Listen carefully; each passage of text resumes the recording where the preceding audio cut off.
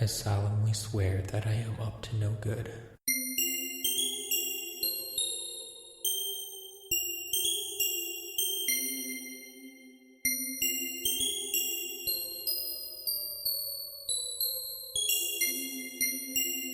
Hey everybody, welcome to episode 56 of Tales from Godric's Hollow, Professor Umbridge's favorite Harry Potter podcast.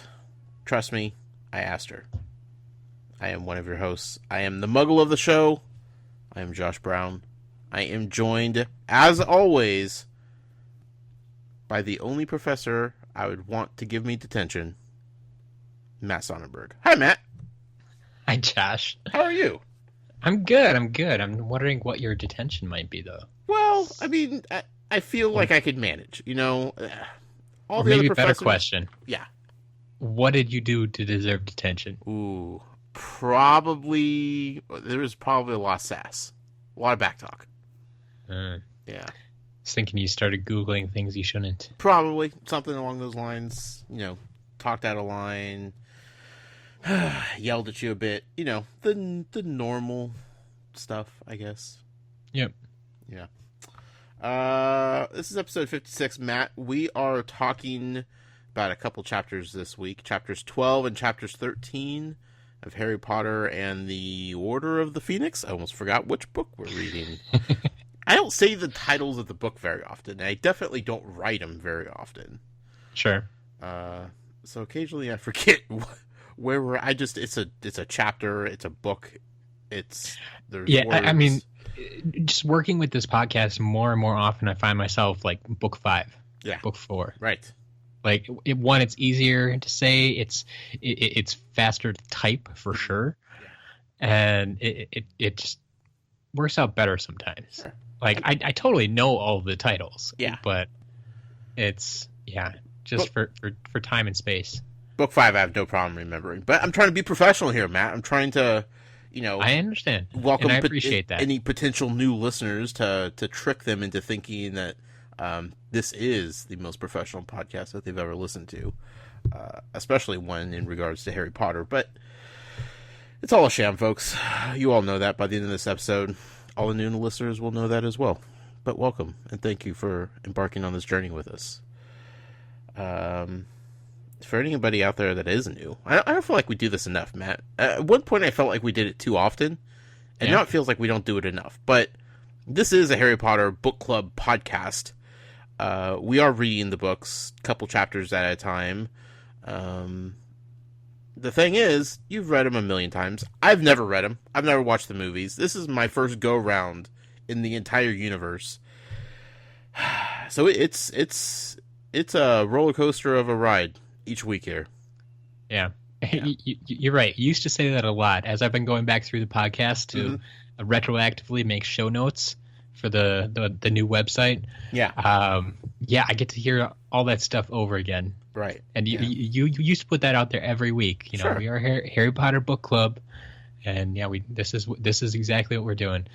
Now I guess we just kind of assume that everybody knows what we're doing, but right, which isn't fair. I mean, we do have millions of reoccurring listeners each week, but that's not fair to the new listeners that might be joining in.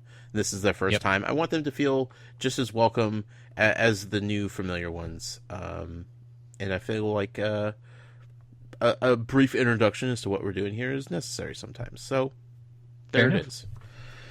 But that's all the professionalism I have in me tonight, Matt. It's going to be an episode. I'm going to warn you right now. I wrote a lot of notes, but it was mainly just to keep myself awake. I don't feel like I woke up fully until about halfway through the second chapter that we read. Okay. And mainly just because it was so horrific that I couldn't even I started to question whether or not I was like having a nightmare about something, because it just didn't seem like it was really happening in the book. But other than that, man, these were some not exciting chapters. Depends on your definition of excitement, I guess, but yeah. I don't think like anybody was excited by these chapters, Matt. I'm tired. It's been a long weekend for me, Yep.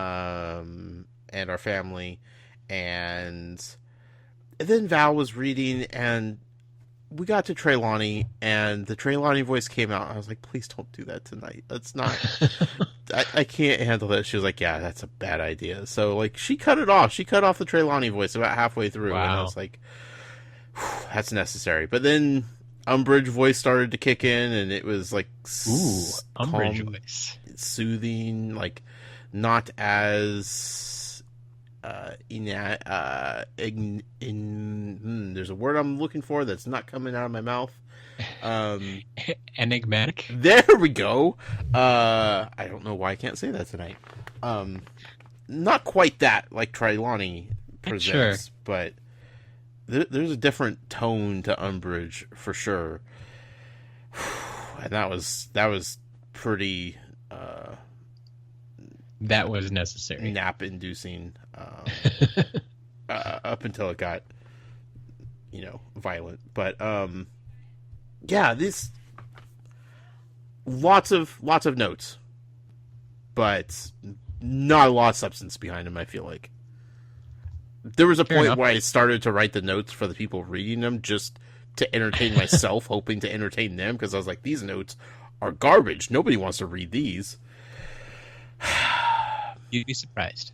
What I'm saying, Matt, is we have so much better things to talk about this week that doesn't rely on these two chapters that we had to read. Now, for the Also people true. out there that are fans of these two chapters, why is my first question. Secondly, I can't promise you that we're going to do them any justice, but I also have a sneaky suspicion that there's a collective group of people out there that have kind of been waiting for these chapters. I think that's safe to say. Because we got to learn some things about some people that people are on the edge of their seats waiting to find out which side of the fence I'm going to fall on. Yes. So, all that to say, Matt, is we have a jam-packed show, as always. Last week I complained about not enough Harry Potter news. You did. You did. This is not a podcast about Harry Potter news, but we like to talk about it every now and again. Exactly. I think early on we even kind of made a point of that. It's like we're talking about the books that Right. everybody's known about for years and years now. Yeah. But at the same time, like if you want your Harry Potter news, there's plenty of other places to go for that. Sure. But we still kind of tend to bring it up, at least in the intro here. Mainly because I'm getting excited about things and Yes. more stuff to be excited. Like, I'm able to be excited about new things with people now. And that's exciting for me to be Makes part sense, of the yeah. conversation, not 20 years late to the conversation. So, last week I complained about not enough Harry Potter news, which was fine. We had plenty of stuff to talk about, regardless. This week, I don't know if it was because of Comic-Con. I don't know if it was because I complained too loudly to enough people that, everything just aligned correctly. But tons of Harry Potter news this week. Tons, Matt. Seismic, metric, tons of news. Indeed. 2 new books, Matt. 2 new books, which the more I read about them, it sounds like they're almost the same book, just directed at different audiences. I was going to ask you because I had to. I didn't want to dig in too closely to them, right? Because Sure. I have to be cautious with that kind of stuff. But like the titles, and then like I saw some like illustrations of like covers or something, and I was very confused whether or not they were actually 2 separate books. Yeah. So they sent out a press release that pretty much everybody just printed word for word. So no matter, you didn't get any more news wherever you looked at it. Okay, I didn't So even read that. So Yeah. There's one called Harry Potter: A History of Magic, yeah, and then another one called Harry Potter: A Journey Through a History of Magic.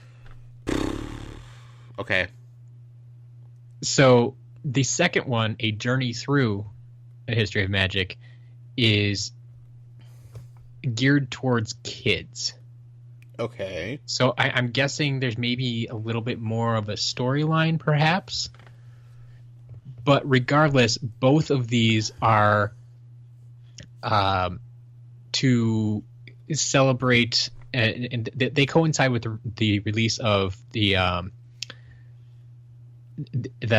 Harry Potter exhibition at the British Library. Okay. So I believe most of the book is really just like pictures of the exhibits and information about them. Okay. So to me, I obviously we haven't seen the insides of these books. We don't have a lot of information on. We just really have the titles right now and cover art. But what I'm picturing right now is almost like a coffee table book. Okay. So this isn't the big history of magic or history of Hogwarts type of book that people like have been Hogwarts history. Yeah. No, it doesn't seem to be. Okay, that's unfortunate. Because it is once again part of like the 20th anniversary celebration, I think. Okay. And so I think it's kind of like a history of Harry Potter. Okay, so it's more about the series and the franchise than it is like written to be a part of the world. Yeah, from that's the best I can get right now. It's not like J.K. sat there and penned a new book, right? Not as far as I know, because they keep saying like, let's see if I can find the actual wording they use. But so it mentions Jim Kay's award-winning illustrations will feature throughout the exhibition. Mm-hmm. He's the one who's been doing the illustrated editions recently. Right. It says the artwork offers a glimpse into over 100 artifacts going on display at the Harry Potter: A History of Magic exhibition at the British Library in London, which opens on Friday, October 20th, which is the same day these books release. It says you'll also be able to see all of the artifacts in a new set of companion books to be published in time with the exhibition. So, it's kind of weird, but I don't think it's necessarily like what you've been waiting for, what you've been hoping JK will put out. Okay. My first thought when hearing new books was awesome, new content to dig through. Yeah. While it's still going to be new content, just not to the extent that I was possibly hoping for, like you said. Yeah. And unfortunately, the more I think about it, like if this is kind of the history of Harry Potter up to this point, it's probably going to have a lot of stuff that you can't look at or shouldn't look perfect. At. That's what I wanted to hear. Yeah, that just kind of hit me. It's like if this is gonna be a history of like the series and the movies and such, like they're definitely gonna include stuff from book 6 and 7, and maybe like they're gonna have just like cut off at 5, and they're gonna have like a description of like this is what this did and this is how it was integrated in the series, and yeah, that's not gonna be good. Great. Shoot. Well, sorry about that. Show's over, folks. I'm too depressed to go on tonight. Oh, no. Well, there's going to be a new ride at Universal Studios Orlando. There is. You haven't been down there, obviously. No.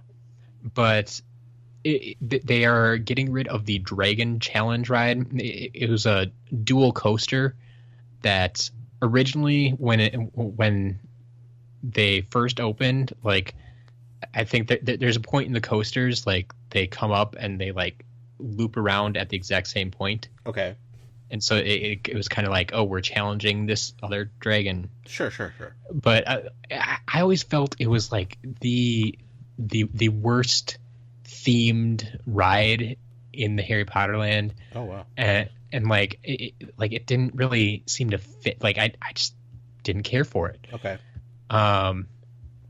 But what was interesting then was I heard from one of someone who follows me on Twitter, because I actually didn't post this from our account. I think I posted this from my personal account. Shame on you. In any case, he was telling me that the Dragon Challenge ride was actually not originally, like, it wasn't built for Harry Potter. It was built as a roller coaster that they just slapped some dragons on it. And he says, yeah, the Dragon ride is from the neighboring Lost Continent section originally. Okay. So it was like it was there at the park already, and they kind of just shoehorned it into, we'll keep this in the Harry Potter section. Sure. And rethemed it. The theme park would never do something like that. No. But I think that explains why it didn't really feel like it had that magic. Right. That the rest of the rides do. Sure. That makes sense. Having the other roller coaster, the Flight of the Hippogriff. Uh-huh. Like, that totally makes sense. Right. To me. Like, sure, it's just a small themed roller coaster, but in the grand scheme of things, it makes sense. Sure. Dragon Challenge? When was there ever a Dragon Challenge in Harry Potter? I don't know. You tell me, Matt. I'm hoping book 6 we're going to have some Dragon Challenges. Yeah. Are you saying in any we case, don't have Dragon Challenges in book 6? Not like they drew up. Dang it. Well, no reason to keep reading, Matt. This is worry, a depressing show, Matt. I'm just pulling the rug out from under you. Yeah. Pretty much. Yeah. I'm rethinking my decision to go to detention with you. This is going to be awful. You're just going to tell me a bunch of things I can't do. I guess we figured out what detention's going to be like. Yeah. Here's all the things you can't enjoy. Ha ha ha. Well, lots of Harry Potter stuff. I'm sure lots of people are excited about all this Harry Potter stuff. I'm not anymore, so there's that. I hope next week we get no Harry Potter news. That way we could all be sad and miserable together. I'm just kidding. I'm glad everybody's excited for new Harry Potter stuff. That's cool. One of these days I'll get down to Orlando, Matt, and I'll get to enjoy the new ride and its, whatever it is that they come up with. They said it's going to be like full of Harry Potter themed stuff, and yeah. I'm definitely looking forward to that. Yeah. So let's jack up this podcast just a little bit and bring some energy back to the show. All right. Next week is a big week for us, Matt. It is. Not just for us, though. For the entire Harry Potter community. That's Mainly what for we're us. Planning on. I mean, it's most important for us. It's slightly important for the entire community. It's coincidental that it's for the rest of the community. It really is. Like, I wish we could say that we were smart enough to plan it this way. We're not. I mean, Matt plans out things well in advance, but not a year in advance. I don't think. Maybe you're that diabolical. I don't know. Yeah. It's possible. So next Monday, July 31st, is Harry Potter's birthday. It is. Fans around the world will be celebrating the birth of Harry Potter. The boy who lived. The boy who lived. Yeah, I mean, sure, it's Harry Potter's birthday. Cool. But, like I said, more importantly, it is our 1-year anniversary of doing this show, Matt. We have been doing this podcast for 51 weeks now. It's true. Essentially. Yeah. Next week is 1 year of doing this podcast. 1 year. It's a big milestone, you know? It is especially for a podcast, and to have put an episode or more out every week consistently for a full year. Yeah. It's huge. We did. We haven't missed a week that I remember. No, we've had to push it a day maybe once in a while, but we always deliver, folks. We always deliver. Yeah, 1 year. I mean, we hit our 50th episode. That was kind of big. That's a big thing for podcasts. But 1 year, uninterrupted, consistently. We've gotten 12, 13 chapters into book 5 in 1 year. That seems pretty incredible considering the next 2.5 books are going to take approximately 8 years to finish. So it's a big thing. It's important, and we've been kind of hyping up us celebrating the 1-year anniversary in some way, shape, or form. A few weeks back, we asked people to submit some ideas of what you'd want to see from us to celebrate Harry Potter's birthday / our 1-year anniversary. Lots of people wrote in. They gave us some really good suggestions. We have read through all of them. We've thought on it. We've talked about it. And here is the plan, folks. Next week's episode 57 of Tales from Godric's Hollow, will be completely normal. We're not going to do anything. You got it. We're going to start with a really awkward intro. We're going to talk about the fact that there's no news going on in the Harry Potter universe. We're going to talk about chapters 14 and 15. We're probably going to read some emails, talk about the Muggle Poll a little bit, and we're going to be gone. That's it. No celebration, no fanfare, no nothing. That's how we do it. We're going to stay consistent. We're not going to deviate from our normal show just for the sake of having a 1-year anniversary or celebrating some, dumb kid's birthday. No, not for us. No, normal show. Not going to let us out of detention for that. No. Episode 57, straight up normal. Don't you worry your pretty little heads. However, we are still going to do something special. This is not going to be during that episode. That's probably a good idea. We're going to do a Butterbeer Banter episode to celebrate our 1-year anniversary / Harry Potter's birthday celebration. We're going to do the Butterbeer Banter episode immediately before recording episode 57 for you guys. This Butterbeer Banter episode is going to be special. We are going to live stream it. We are going to be on camera. We're going to be talking to you guys out there, the listening audience. Anybody that wants to join in and watch and hang out in the chat room and talk with us and have fun, it's going to be completely open to everybody that wants to hang out. We will still record it. It will still go up on your normal podcast feeds. So if you can't make it to the live viewing, it will still be able to be listened to and enjoyed. But we're going to do a completely live show before the show. It's going to be our pre-show. But we're just going to throw the Butterbeer Banter label on it because, again, trying to pretend like we're professional. Let's see. We're going to do it live. Everybody's going to be invited. Yep.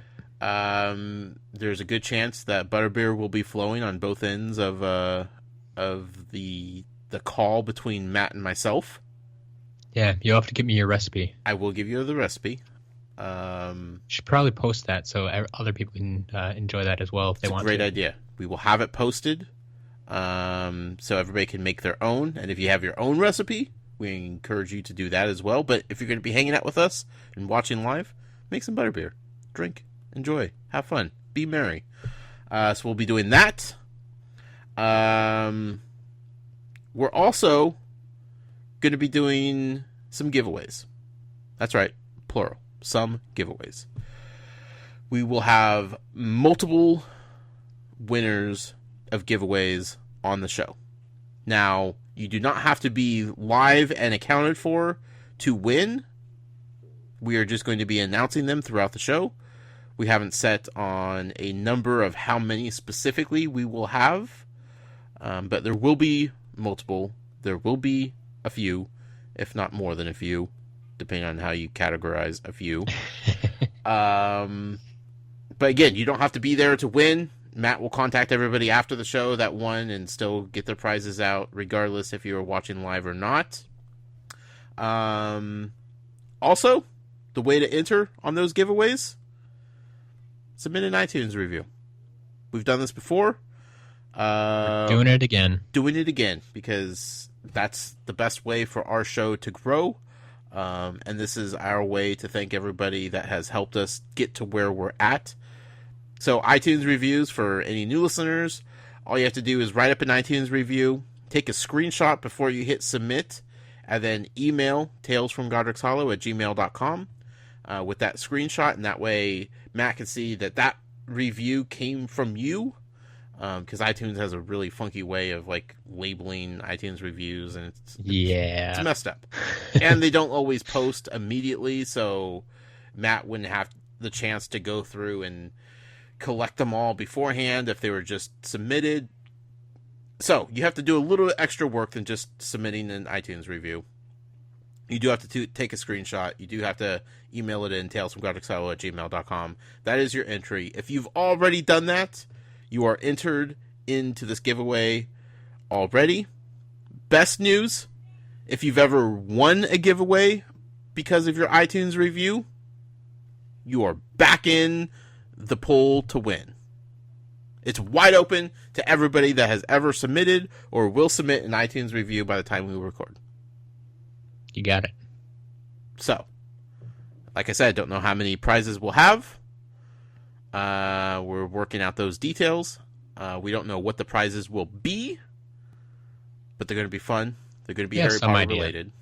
Well, you don't have any idea. I have some idea. Sure. Put it that way. Yeah, I feel like you've been scheming the entire time we've been talking about this. But it's going to be fun. It's going to be big. We want to have multiple winners. We want to give away a lot of fun stuff as our way of thanking you all for all the support, all the generosity, for building this fantastic community that we have here. Again, you don't have to be watching the live feed to win, but it's going to be fun. There's another part to the show here. And I know this is a lot, and I know it feels like we're going just crazy with this, but it's going to be fun. Okay, let me just throw this out there. Yes. All these details, everything we're talking about tonight, don't feel that you need to remember it or write it down right now. It will all be in the show notes. Perfect. Go to talesfromgodric's.com/056. That's this episode number, and all this information is going to be over there for you. But we're going to keep talking about it now. Yep. We'll put out reminders on Twitter with links to the show notes and all that good stuff. So, oh yeah, it's a lot to take in. I understand that. We're trying to make the celebration as best as we possibly can for you guys out there. You deserve it. Yep. We are going to be a little bit self-serving, though. I know it's Harry Potter's birthday, and we are going to celebrate Harry Potter's birthday appropriately. I promise. However, it's also about us. So Matt and I are going to spend some time talking about what this show means to us. We've been doing it for a year. I feel like we are going to be saying a lot of the same things, but from different perspectives, obviously. So we're going to kind of lay out, the highs and lows of this show over the course of the last year, what the community means to us, that kind of fun stuff. So we'll do like a reflection of a year in review of Tales from Godric's Hollow, if you will. But we need your help also. We are going to ask anybody out there that wants to participate in this to write in an email. Now, don't make it super long, because we're going to cap this show at 2 hours. Once we hit the 2-hour mark, we're going to be done, because we can't live stream forever, folks. It's just not possible. Plus, we're going to have a regular show to record right after that. So you need us to be at the top of our game by the time we record the proper show, right? Yes.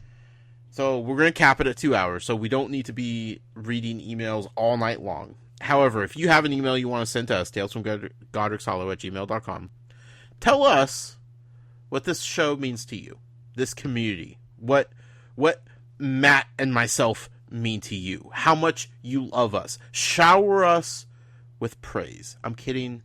Don't go that far.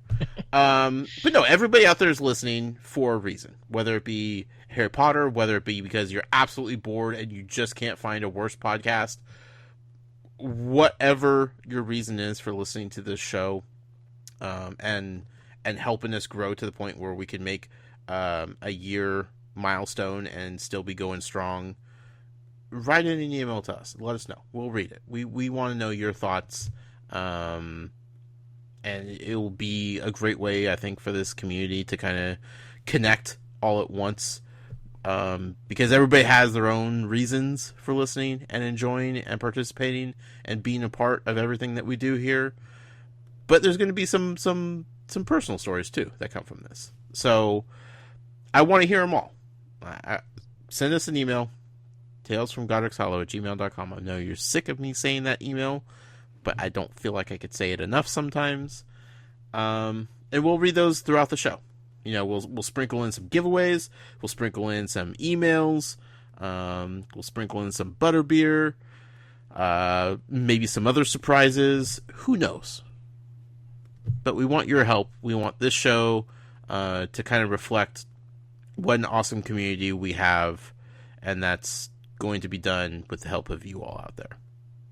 So, details, the important part. Next Monday, July 31st. Unless you're in Australia, then it's probably Tuesday midnight, or I don't even know. July 31st, Monday night, 6 p.m. Pacific. That's 9 p.m. Eastern Standard Time. That's when we will start the live stream. If all goes according to plan, cross your fingers. Live streams can be tricky sometimes, folks. Yep. We'll link it out so you could jump in and watch it. But 6 p.m. sharp, that's when we plan on starting. I can't say for sure we will go 2 hours, but we're definitely not going to go past 2 hours. Yeah. Unless Matt really wants to. We'll see how the night goes. Yeah. Depends how many of you send in emails for us to read. That'll really dictate how much time we spend on that show. But it'll be fun. Matt, do you have anything to add to that? I think you said it all pretty much. I guess the biggest thing is watch the website for any details that I'll try to get a nice synopsis up there of what's going on, what we need you to do, what you should expect, and then as well just pay attention to Twitter. That's our main point of contact with you right now. Mm-hmm. Tales from GH over on Twitter. That's going to be, if anything needs to change or anything drastic happens, that's going to be where you're going to find the links to the live stream and all that type of stuff. So be sure to be following us over there. Definitely. It's going to be fun, though. Yeah, absolutely. I'm looking forward to it. Yeah. And we figured this is the best way to still keep our normal show normal, not completely off the rails. Like, I don't know how we would be able to pack in this entire celebration into our normal show. I know somebody suggested that we do like a 5-hour podcast, and they'd be totally cool with that. Well, we'd be totally cool with it too, but my goodness. To be fair, we are going to be giving them about 5 hours of podcasting that night. We just got to split it up. It's just going to be broken up into 2 shows. Yeah. And that's okay. Some people are just going to enjoy the regular show and not even care about our self-serving celebration, you know? That's completely fine. Yeah, absolutely. We just want to give the best of both worlds to everybody here. So, that's about it. We'll give a reminder at the end of the show about kind of what's going on, what to expect, but wanted to get it out there now at the top of the show because we have a bad habit of waiting until the very end when things get really murky, cloudy for us because it's late and we're tired. 1 week away, folks. It's going to be fun. I'm excited. I have some surprises. I'm sure Matt will have a surprise or two for me. It's going to be fun. This is not for us. This is for everyone that we touch out there because we're all in this together. We're all laughing at me the same. We're all applauding Matt here for sticking with me for a year. It's been a good year. It's been tough. Don't lie, Matt. Gotta save it for next week. There. Whew. All right. All that now said, I think it's time to get back to our normally scheduled episode. Right. Which, you would think after all of that, let's start talking about these chapters, right? Not quite. We can't do that, Matt. We still have to give away a prize. We do. We promised the people last week a prize. I don't even remember what it was. Oh, come on. The sorting hat.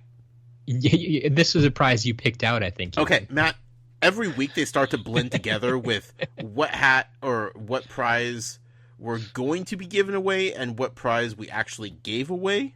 I understand. That's why I have created massive spreadsheets. Right. I don't have access to any of those, so I have the only way I keep it straight. Yeah, I'm reading the Quibbler upside down at this point. I'm just shooting from the hip, you know. Luna would be proud. Maybe. Or should claim that I'm as sane as her, and I don't know if that's a compliment yet. We're giving away a sorting hat, a replica sorting hat. Not the sorting hat, a sorting hat. You got it. I made it pretty easy for people to join in on this giveaway. They just had to write in. They appreciated that. Yeah, they just had to write in a simple email, say what house you have been sorted into. And we got entries all over the board. I absolutely love it. Some people honestly just entered with their house name. And that's all I told them they had to do. Yep. And then there are other people who gave us like 5 paragraphs. Yep. So I bet I can name a few of those people, Matt. In any case, we need to pick a winner. Okay. Boy. This week we're between, what did I tell you, 1 and 18. This is tough, Matt. This is really tough. Yeah? It is. I can't even do it. I don't have a good number, Matt. No numbers are coming into the tea leaves tonight. This is a problem. Nasty tea leaves. So we have to go to a random number generator. All right. That's what it's there for. Man, are there any good random number generators out there? Here we go. Okay, here we go. All right. Lucky number 17. 17. Yeah. Goes to Joe. Joe? Jojo? The Joe? The Joe. The Emails Joe. just about every week. Congratulations, Joe. Joe says, I thought I was going to be in Gryffindor, but when I took the test on Pottermore, I was placed into the Hufflepuff house. There we go. That's why I like it. I took some other quizzes on different sites, and I always switch between Gryffindor and Hufflepuff. Huh. So I'm a Hufflepuff with Gryffindor as a close second. That's fair. There you go. I appreciate Hufflepuffs with Gryffindor tendencies. Yeah? Yeah. I like that. Well, there you go. Congratulations, Joe. Thank you to everybody that entered. Matt said that there was a lot of new names that he was not familiar with, and that's exciting, you know? Yeah. Love to see those in there. People wanted a sorting hat. People, wanted to be entered into an easy giveaway, such as naming the house that you're sorted into. Whatever the case is, it worked. We appreciate everybody that participated. And as always, stay tuned to the end of the show, because we will be announcing the next giveaway. That's right, we are doing a regular scheduled giveaway on next week's episode. Regardless of the fact that we're giving away a whole ton of stuff on the Butterbeer Banter episode, that has no bearing on the fact that we're still going to do a giveaway on next week's show. You got it. So stay tuned for information on that, folks. Matt. Yes. Can we finally slow this podcast down a bit and talk about the boringest chapters I've read in forever? I'm pretty sure you've read worse. Yeah, you're probably right. Just, I understand where you're going with it, but there's plenty to talk about. There is. I just kind of want to fast forward. Chapter 12, titled Professor Umbridge, which you've already got hints from our audience that, this is not a good thing, but we'll get into that. This is the obligatory Meet the New Defense Against the Dark Arts Teacher chapter. Yes. It's here's the first lesson, and we'll see how it goes. Yeah. A couple of new characters, all just mentions, actually. Patricia Stimson, Kenneth Teller, and Inigo Imago. Boy, I couldn't even tell you where those people were named at, Matt. Well, the last one, Inigo Imago, was the author of their divination book. That's right. Okay. Yep. Yeah. Mm-hmm. And the other two, Patricia and Kenneth, because that was I'm confusing it with the next chapter already. Uh-oh. But no, they were. Why were they mentioned? It's not really important. So I'm not going to worry about it. I'm not going to make you worry about it. I'll figure it out and blurt it out about halfway through the episode. Sure. So probably wake me up. Yes, there you go. Okay, well, people I don't care about. People I don't need to care about, apparently. So that's okay. Don't worry about them at all. My question, Matt. Yeah? Professor Sinestro. That's not a new character? No. And oddly enough, I'm pretty sure you've asked about him 2 or 3 times already. I don't even know that it's a he. We cover this every time. Do we really? Yeah. Is it just a random professor that happens to be sitting at the teacher's table? So Professor Sinestro is the astronomy teacher. Does anybody take astronomy in this school? I'm not convinced that that's a real class. Well, you see, the thing is, Harry doesn't take astronomy, so we don't see his class. Mm. Yeah. Is it like an elective type of thing? Well, yeah. I mean, it wasn't in their first year courses. Those are like the required classes that everybody takes, and then you remember when we got to the third year, that's when they started picking their elective classes. Okay. Here's the question. So, why do they even tell us that this teacher exists if we don't need to know? Like, this professor has literally done nothing at all in 5 books. Yet. Sure, but like, there's time. So are you saying that we know every professor at Hogwarts right now? No. Or are there other professors at Hogwarts that we've yet to even there could be. There definitely could be. That's why I'm saying, why is Professor Sinestro mentioned at all? It's done zero, absolutely zero, to add to any story. Yeah, I mean, it is definitely weird that he's been mentioned multiple times. Now, if you're saying that there's other professors at Hogwarts that we just haven't met because Harry and the trio aren't taking their classes, okay, I absolutely believe that. I want to believe that there's probably more professors than the ones that we know. And I'm okay not knowing them. You know, and if they are to be important somehow, I don't think it would be a shock or revelation that there's these other teachers hanging around. Like, the faculty room has to be, booming at some point. But this one professor, why does he keep popping up? Okay, I'm going to stop you right there just because people are going to yell at me all over the place. It's a she. It's a she. Okay, see? Professor Sinestro. So to be perfectly honest, you don't even know who this professor is. Professor Sinestro, I always confused with Professor Vector, I believe. Okay. Do I know that one? Yes. Oh, goodness. Is it Vector? I'm not going to get into it.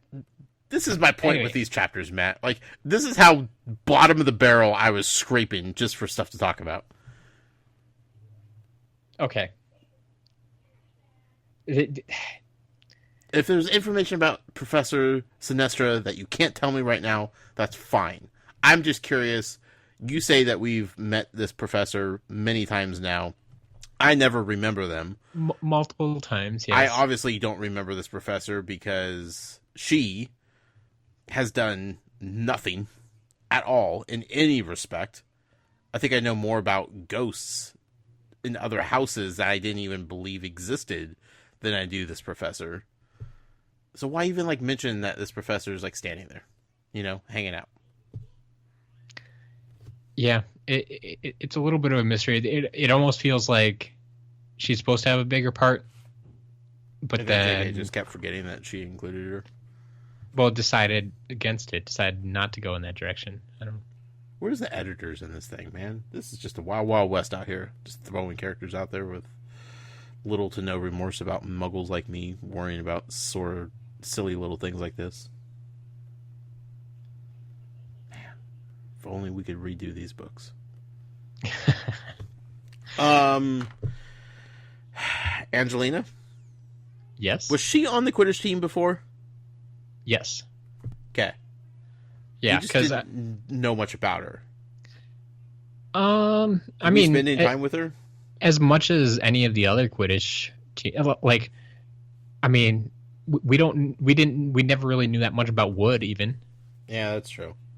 But I Like, mean, I feel like Wood at least talk to Harry, maybe because he was captain. Sure. But yeah, he was captain, and he had to introduce him to the game and everything. Sure, I just don't feel like Harry interacted with the other players. So, like, I assumed Angelina was on the team before, the way like she stepped up and she took over the captain role. Yep. Yeah, which is awesome. I mean, she was one of our chasers. Okay. Because Gryffindor has the 3 female chasers. Okay. It was right. Annalene Johnson, Alicia Spinnet, and Katie Bell. Right.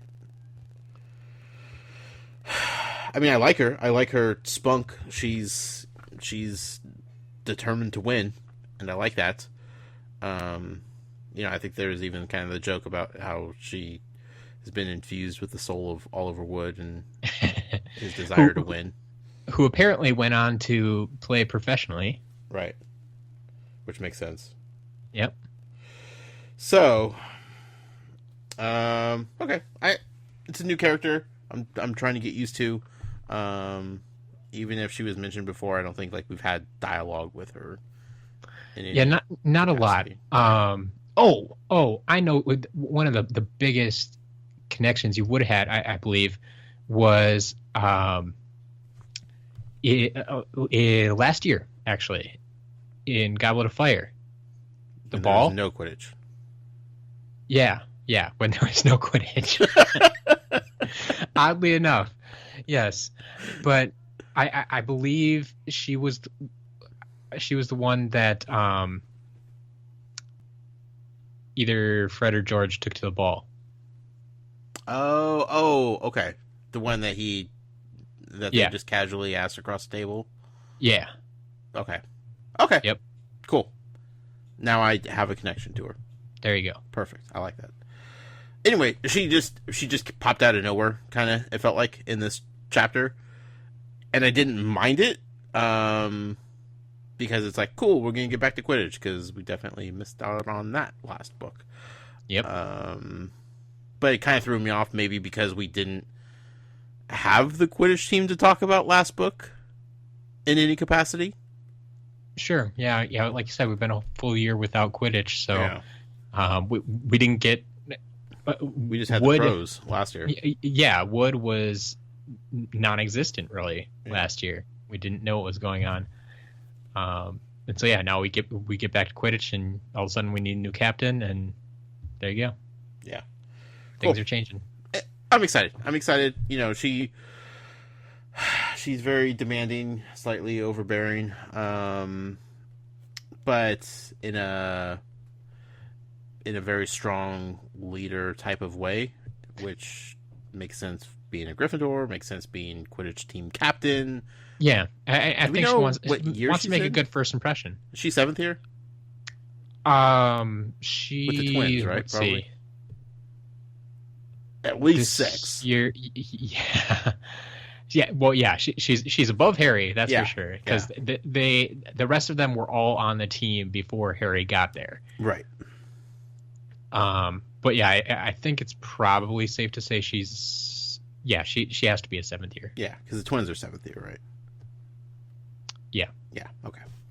Anyway, I like Angelina. She might not be a new character, but she's new to me, and this is okay. I like it. Fair enough. That's good. That's good.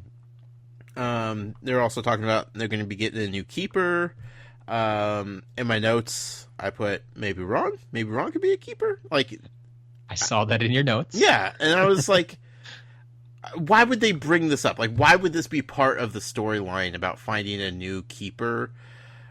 Because it's Harry's story, and he needs to get back to Quidditch, but in order to do that, they need to complete the team. Sure. I guess what I'm saying is, if it wasn't going to be a character that we cared about, it would have been a casual mention of, oh, we found a new keeper for the team because Oliver graduated last year. Like, it would have been just a matter-of-fact type of thing instead of, like, let's drag this out for 2 chapters. Making a big deal about it, and you got to be at tryouts and all that type of thing. So that's why I started to think it's going to be a character that we already knew and familiar with and was going to be important. And I was like, kind of running out of characters here. Neville Longbottom. Neville, Dean, Seamus. I don't think Hermione is going to be playing Quidditch. Like, Ron loves Quidditch. Ron got a new broom just a few weeks ago. He's been wanting to be on the team. It makes sense for it to be Ron, but all the pieces were there. Yeah, a curveball was was possible, but I felt pretty good about it being up to Ron. At least I wanted him to try out to purchase, even if he didn't get it. Sure. I felt like there was at least a storyline element of Ron trying out for the team that would have been good. To continue to build his character. He's a new prefect. He's not really good at being a prefect. He's trying to step out of Harry's shadow a little bit. But he's still in Harry's shadow. He's still in his brother's shadow. Like, he has all these things against him. But, like, him getting that new broom felt like a turning point with his character. And I wanted that to go to good use. And what better way would be for him to at least try out for the Quidditch team. Fair enough.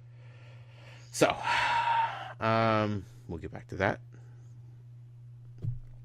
I do have a question, though. Okay. Serious question. About owl deliveries. Okay. Is it required, or is it, like, heavily suggested that you tip the owls when they deliver packages or letters to you, or is this just a thing that Hermione does? I need to know owl delivery etiquette. Well, Hermione is specifically paying her owl because she's getting the Daily Prophet. Okay, but I don't... So she's paying for the newspaper. With a salamander? No. What was it? It was a lizard, right? No, she pays with a coin, whatever not whatever you call them. I remember it being like a salamander or a newt or something, but there was a lot of words that were getting very fuzzy in my head. Okay, is that how Val pronounces it? I don't know. It's Knut. She totally pronounced it newt then. Okay. What's the correct pronunciation? I have no idea. Okay, so not as in Newt, little tiny salamander lizard type of creature. Yeah, it's Knut. I've heard it so many different ways that I don't even try anymore. Well, that clears things up. It so rarely comes up in the books. Like, yeah. Okay. So she was paying for the paper that she got. She wasn't tipping the owl a little lizard for the owl to eat later as a thank you for delivering said parcel to her. No. She was putting a little coin in the pouch to take back to the writers of the Daily Prophet to pay for the paper. Because that just blew everything I thought I knew about owl deliveries in 5 books out of the water, because I'm just like, I don't remember anybody else giving them little treats as a thank you for delivering stuff. Like, the owls are pretty well worked over without, they kind of have thankless jobs, Sure. So I was very confused why Hermione's now suddenly tipping these owls with little snacks, which wouldn't be past Hermione to do. Yeah, well, I mean, especially when we've seen, like, when Hedwig brings Harry something, like, in his room. Yeah. He might, have some food or a rat or something for it. Like, sure, but that's like a a pet type of thing, not exactly a random barn owl delivering something. Yes. Okay, that makes way more sense. Again, the perils of not reading it for myself. Yep. Also, my imagination Makes is difference. overly active sometimes. Because I was like, man, she just slipped like a little lizard into this pouch. Like, how's the owl going to get the little lizard out of his pouch? How does that work? Like, does he eat it there at the table? Does he have to go fly back to the owlery before he eats it? What's proper payment for delivery? You know, do you have to give bigger snacks and meals for bigger parcels? So many questions I had. Now I got nothing. She just paid for a newspaper. That's boring. I like my way better. Well, I'll let you keep your way. Sure. Yeah. Now we've talked a lot about prefix. People We have have. clarified some things about prefix and head boy and head girl statuses and all that good stuff. I guess I am still unclear on the level of which prefix have authority.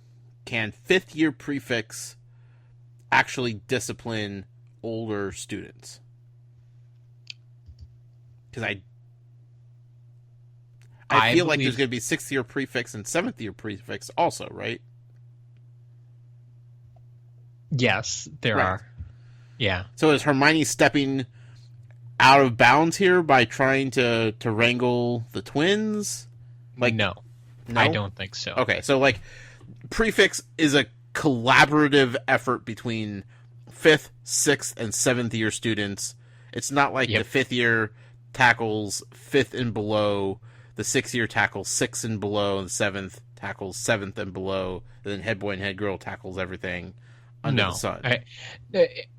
Basically, I mean, you can think of the fifth year prefix as like prefix in training, maybe. Okay. But they still have all the powers of a prefix. Maybe I just have a hard time believing that seventh years would follow the guidelines set by fifth year prefix. Yeah. I mean, you have to know who you're talking to as well. Like, right. I mean, yeah, that's probably why it's not just fifth years that are doing it. It's like why there are older ones and why there are teachers involved yet too. But with Fred and George in particular, you knew from the beginning, as soon as they saw that Ron was a prefect, they were going to be. They always push the limits a little bit, sure. But they knew they were going to try even more this year. Yeah, because it's not like they hang out with prefects normally. Ron is kind of there sometimes, but it's like, okay, one less prefect to worry about. That's how they're thinking about it. Sure. We went from a total of 6 watching over us to 5 instantly. But I think Hermione is enough prefect for Ron and her both. Yeah. Okay. I guess I had to clear that up. I mean, it seemed like she had the ability to reprimand them, but at the same time, it's hard to really gauge because we are talking about the extreme kids that is Fred and George and Hermione, who overdoes everything. So, you know, where does the truth lie between how much power they have and what they're able to do? Sure. Okay. Owls and newts. Okay. This time it is actually newt, yes. Yes, okay. Now, when they're red, are you supposed to say them like Hermione insists spew is said, S-P-E-W? And she gets like OWLs?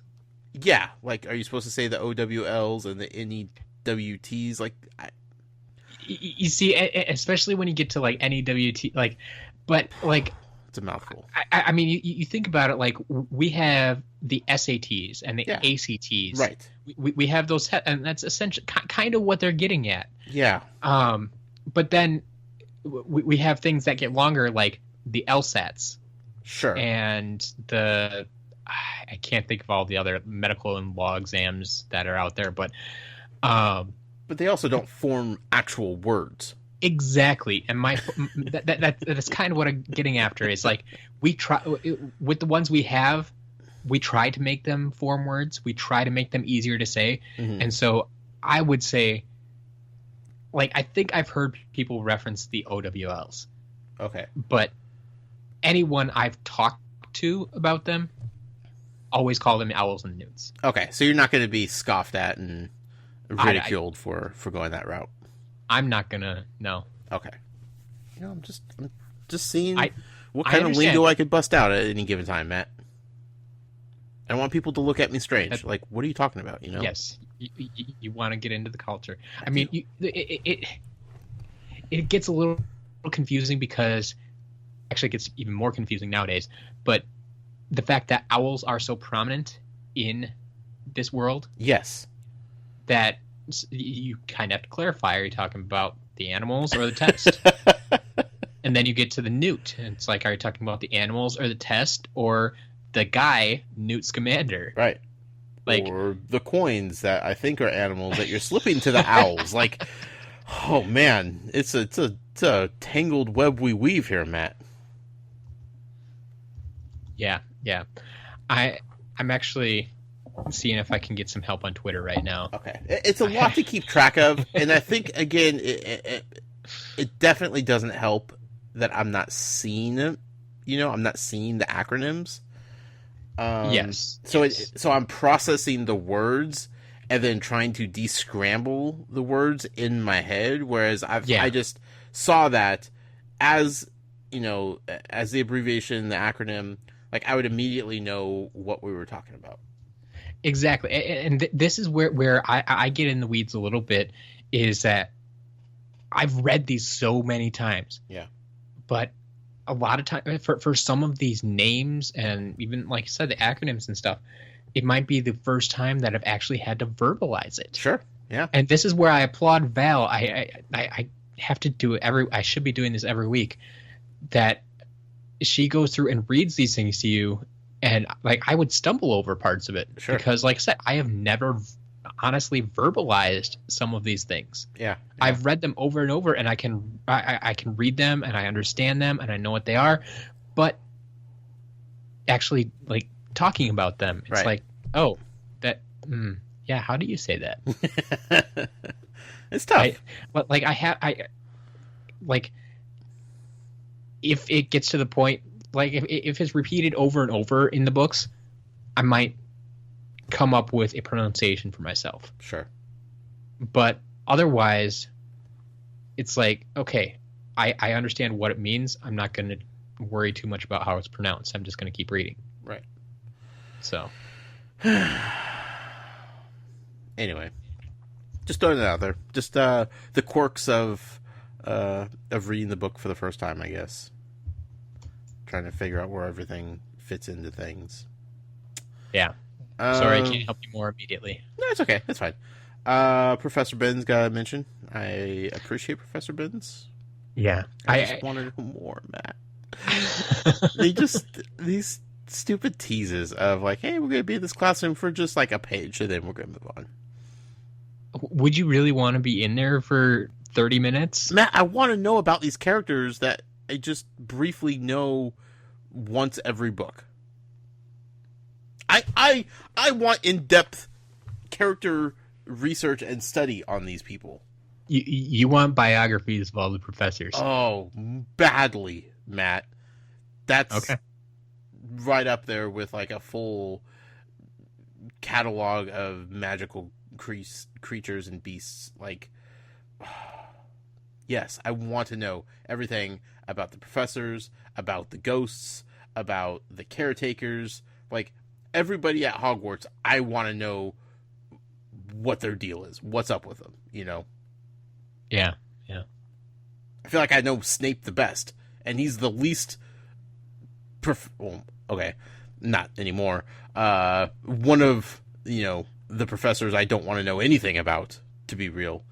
And, I know more about him than I do most of the other professors, so...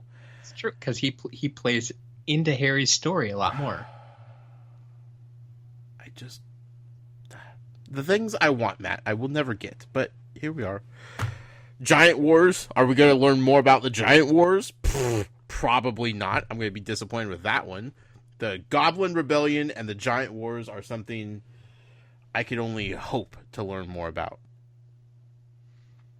You want the history books. I do. And it's weird. Like, that's a weird thing to want as you're reading these. Like, most people are just like, I want more story. I want to know what's going to happen with Harry. I want to know what's happening next. I'm just like, no, let's go back like 50 years here and like dive into what, these Giant Wars are, the Goblin Rebellion. But I think that just speaks to how deeply invested and how quickly you can become invested in this world. That's true. Yeah. Like, you just want to know more about the world. You want to know about the history. Sure. And maybe it's because I can't read further, so I have the time to just sit there and dwell on things that aren't happening. Sure, that definitely plays a part in it, but, I mean... Yeah, I feel like most people would want this stuff after they've completed the story, but I'm just like, no, I want all of this right now. Sure. Because now we're talking about Professor Binns and we're talking about the Giant Wars. Like, why are you teasing me with this information?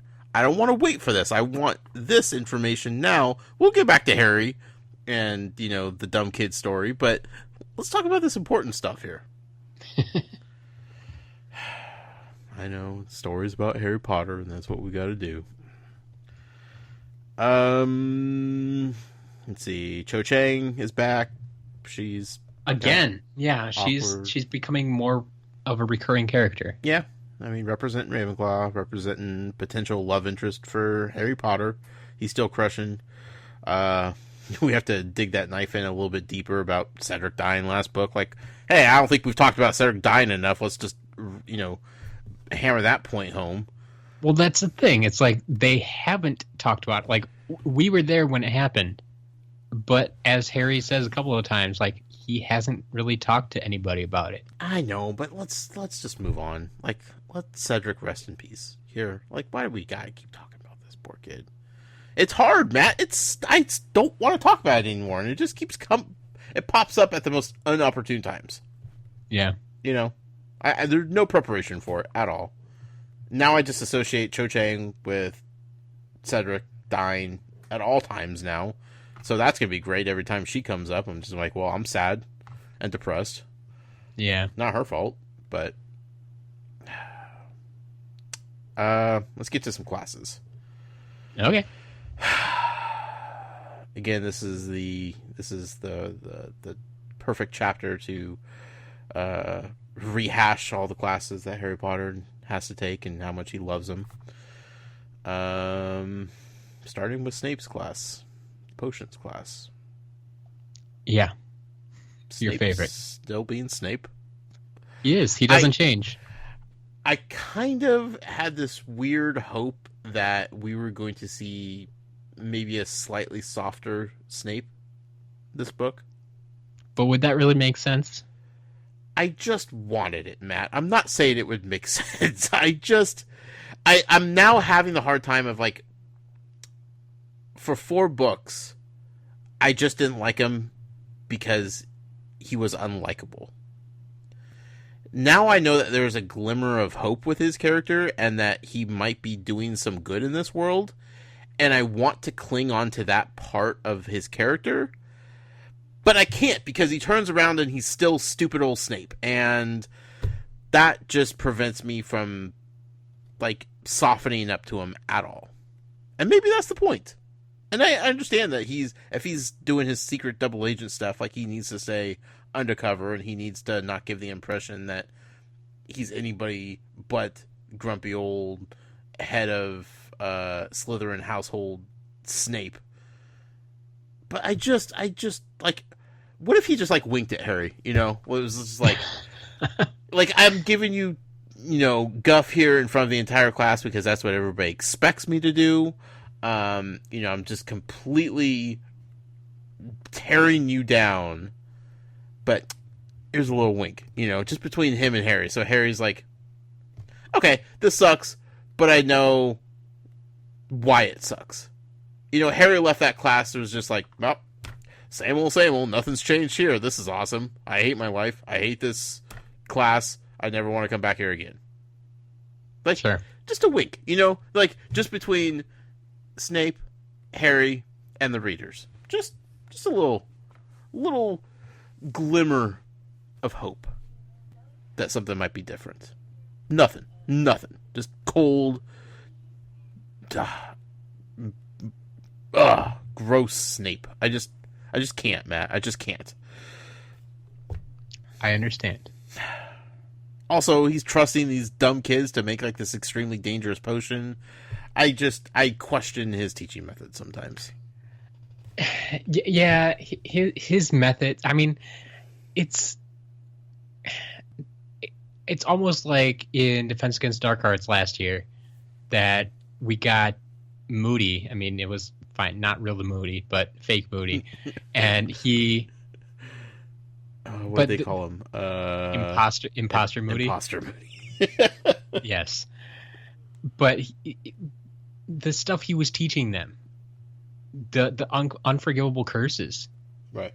Like that was not easy stuff. Probably not stuff he should have been teaching them at that age. Sure, but it happened anyway. Yeah, it's. Like I have no problem with like Snape challenging them to like make difficult to make potions, but I guess he wasn't having them tested on the other students, so that's one thing. Like he was just having them show him that they made him correctly. So I guess I could kind of give him a little leniency on that one. Yeah, but it's just like if you're a little heavy-handed on this, like you're gonna put somebody to sleep and they're never gonna wake up ever again. Like you're giving like. So when like that was announced, I just assumed that they would be testing it on their partners. I'm just like, oh, this sucks. Someone's gonna die in this classroom today. Yeah, that does sound like a Snape thing to do. Right. So I guess when I made that note, I was more concerned about like you're really trusting these kids to do this potion for the first time and then like potentially kill somebody or like put them to sleep permanently. But at the same time, Snape is extremely good at his job, and he shows us that here, where he can just look down at a cauldron and he knows exactly what went wrong. Yeah, that's true. Because he showed us that with Potter's potion here, is that he knew, like it was way back in step 3. It's like, yeah, you didn't do that. Yeah. And I know it just from one glance at what you have here. Sure. And so I think he would also know that, if it was going to severely kill or harm someone. Right. He wouldn't let him. I guess maybe I don't give him enough credit for being really good at potions. Yeah. We've seen it a couple of times already. Like, he was making Lupin's anti-werewolf potion. Sure. Yeah. Whatever you want to call that. Uh-huh. That was something that not only Dumbledore but Lupin trusted him to do. Yeah. It was not an easy thing. He did it regularly. I think it's called the Cloudy Night Potion.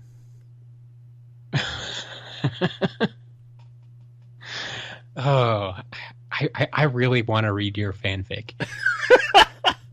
Matt, when I said I have an overactive imagination earlier, I meant it. I have so many things going on in my head during reading and thinking and talking about Harry Potter that it goes some directions, my friend.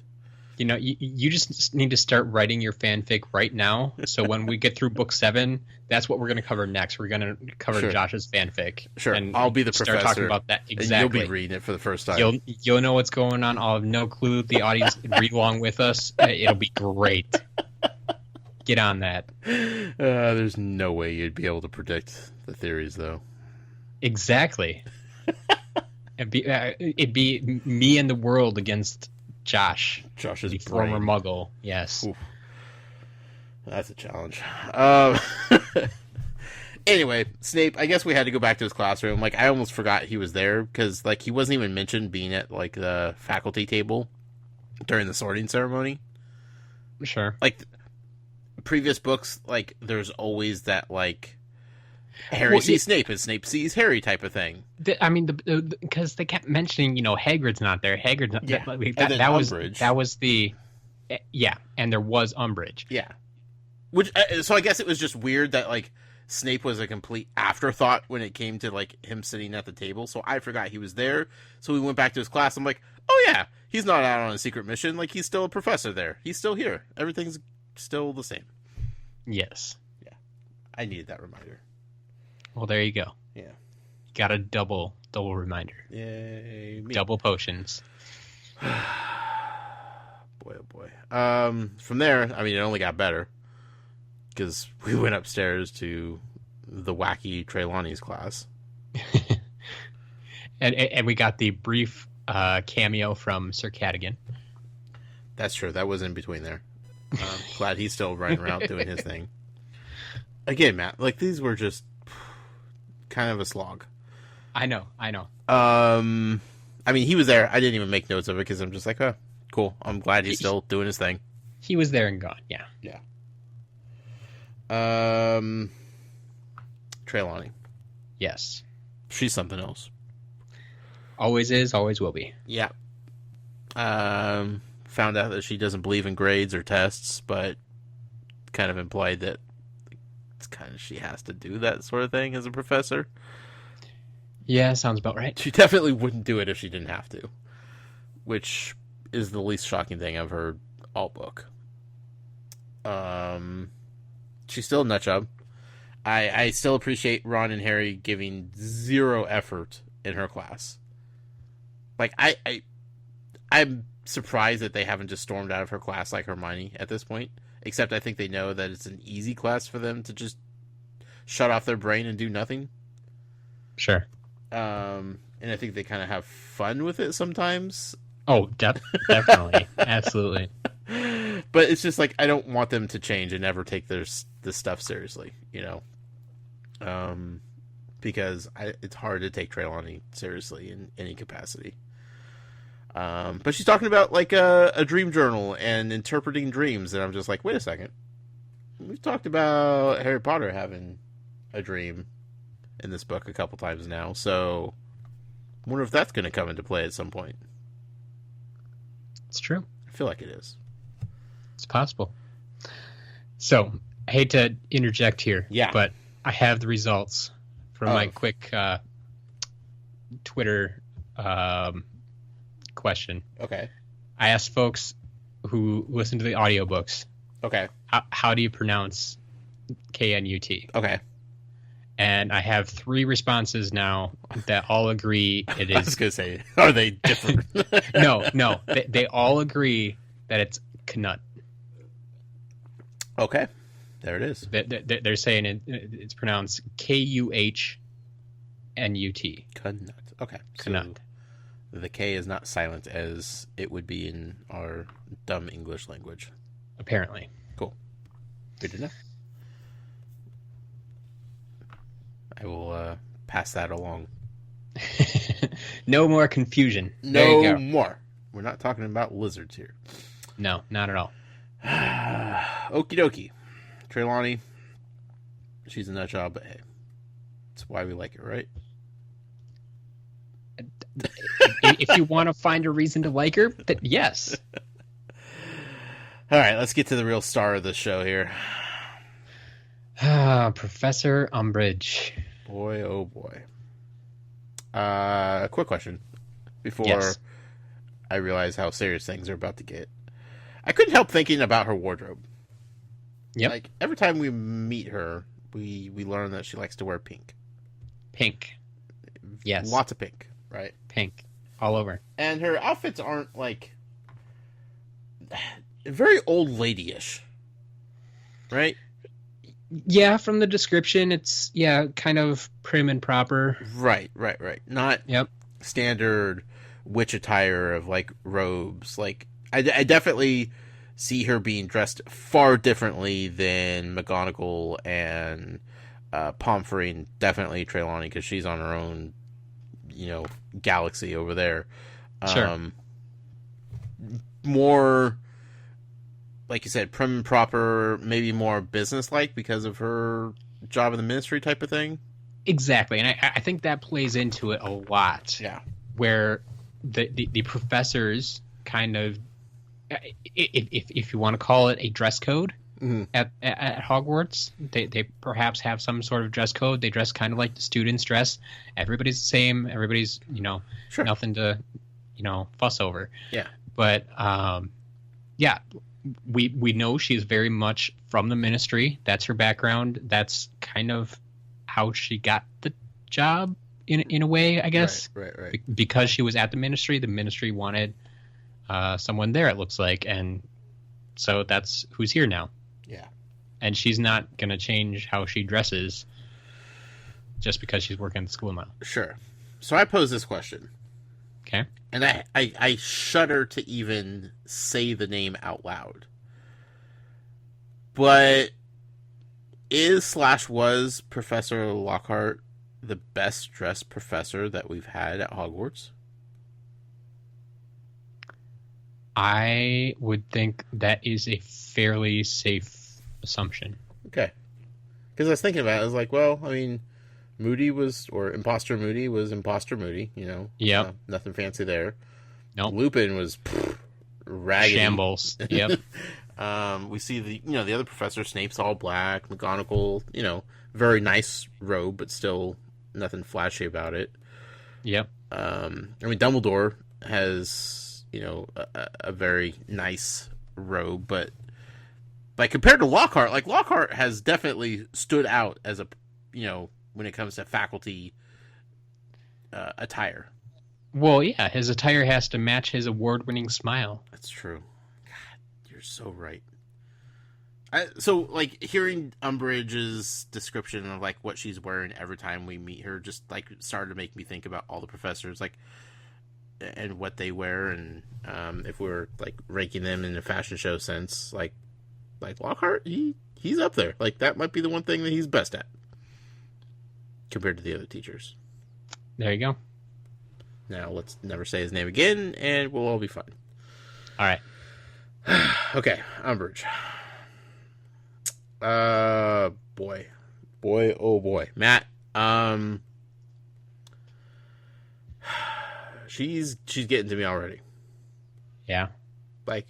This class, she's not a nice person. I'm glad you're catching on. She's not good at all. I don't like her, Matt. Yeah. She dropped the phrase Ministry approved curriculum. Yep. Which I thought was a very dangerous and scary phrase to throw around because, you would think that the Ministry shouldn't dictate what's taught at Hogwarts. Yeah. And I went one step further and quoted theory-centered Ministry approved. That's right. Curriculum. Yeah. Yeah. So it's just based on theory, what they think is right. Mm-hmm. Not case in point, we have tested this. This is market research. This is, in the field. This is just, this is where we stand. This is our way of thinking right now, and everything needs to should abide work. by that. Yep. Yeah. Should be okay. Hermione is not going to have any of this, lady. And I appreciate that. Yeah. We kind of got a glimpse of that at the Sorting Hat ceremony when she interrupted Dumbledore and went on that very boring speech that everybody, except my boy Ernie, had a hard time listening to. Yep. And Hermione was laser focused in on that. It's very informational. Yeah, and she's soaking that in, and now she's gonna stand up to this lady right here in her class. That's the plan. Well, I'm yeah, go Hermione, but Hermione's also being cautious with it too. She's not overstepping boundaries. She's doing the Jurassic Park dinosaur thing. She's testing the fences, seeing where it's electrified, and seeing if she can find any weaknesses before she tears open the fence.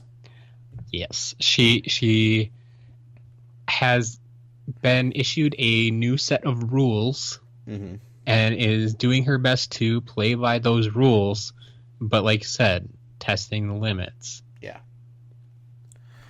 I appreciate that. I think Hermione is at her absolute best when she is challenged. We've seen that before. As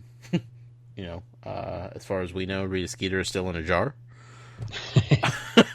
So, like, I like Hermione being challenged because she doesn't back down from challenges.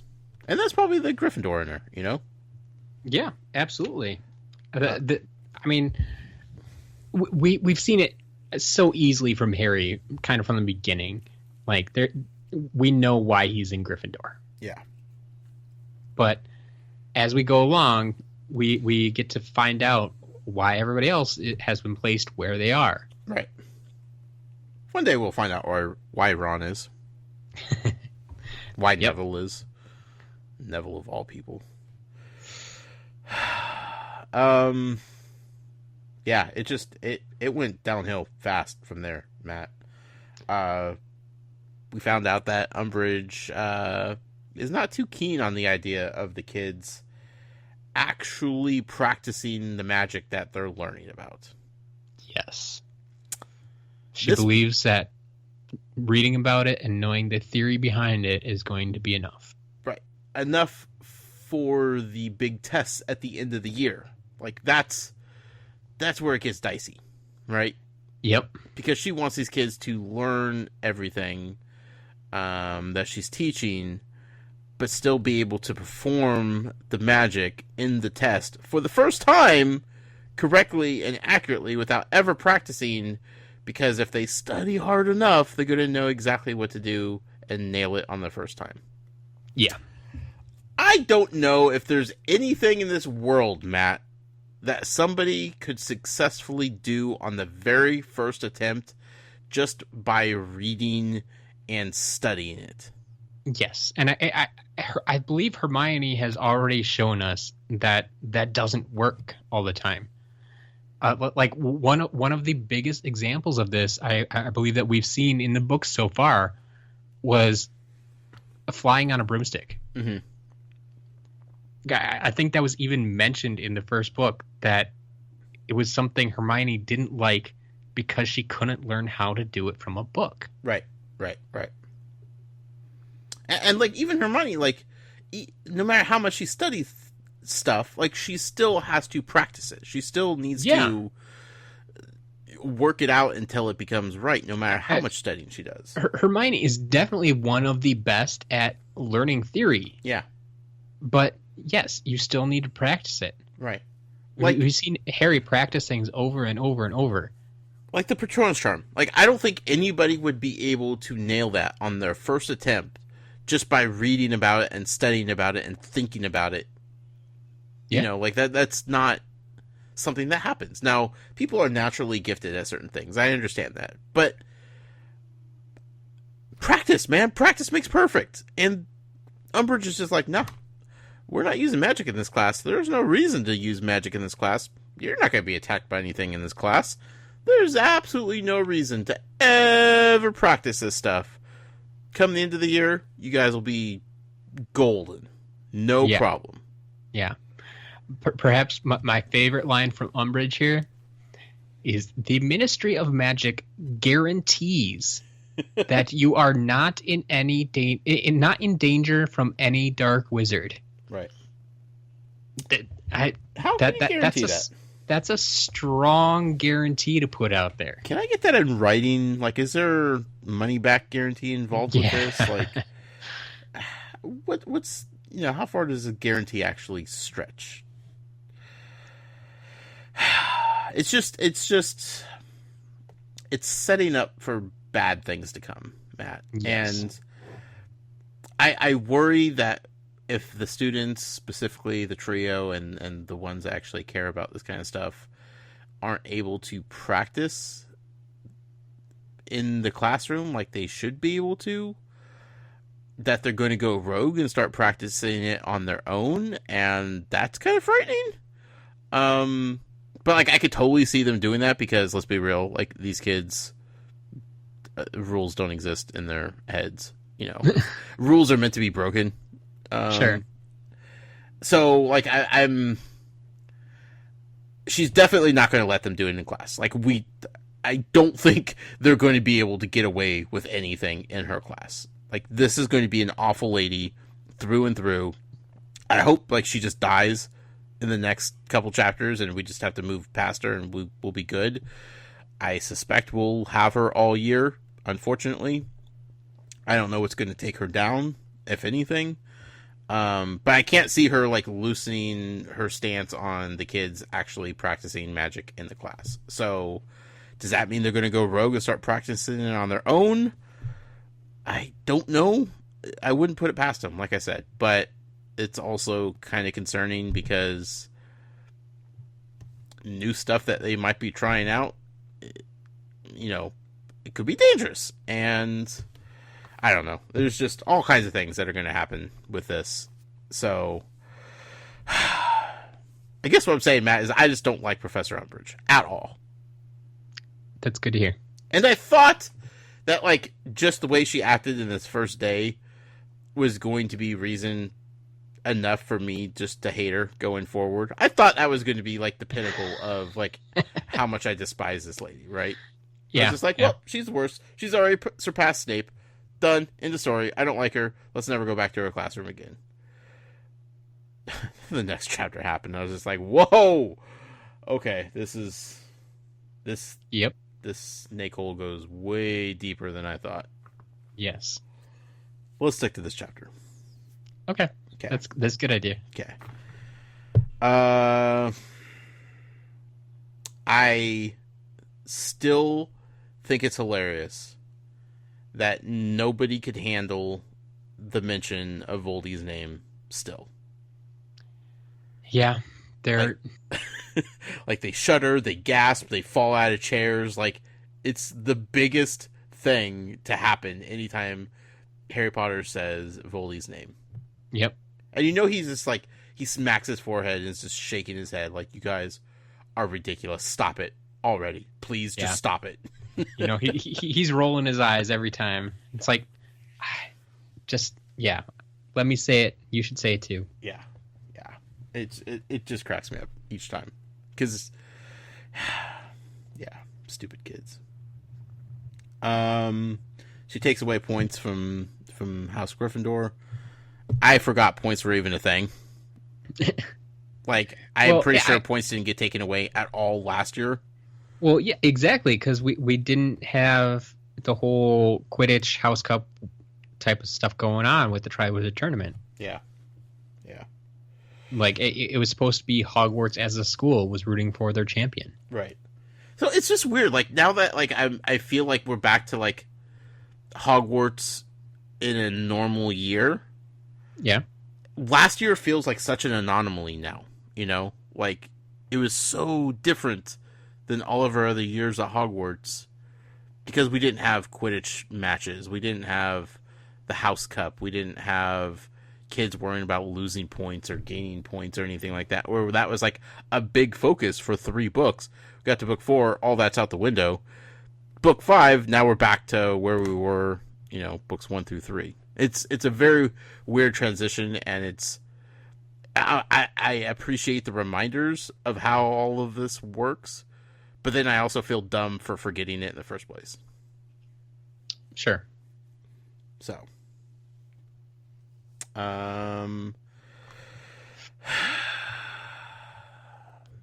she made so her and Harry got into this shouting match, right? Pretty much, yeah. He's saying, hey, I fought Voldy. I saw him kill Cedric. I dueled with him. I made it back. I know that he's back. I know he's building an army, blah, blah, blah, blah. And she's just like, it's fake news. It's not real. We at the Ministry don't believe that that's true. And no one should either, because that's fake news, my friend. And he's like, I physically saw it. I was there. And she's just like, nah.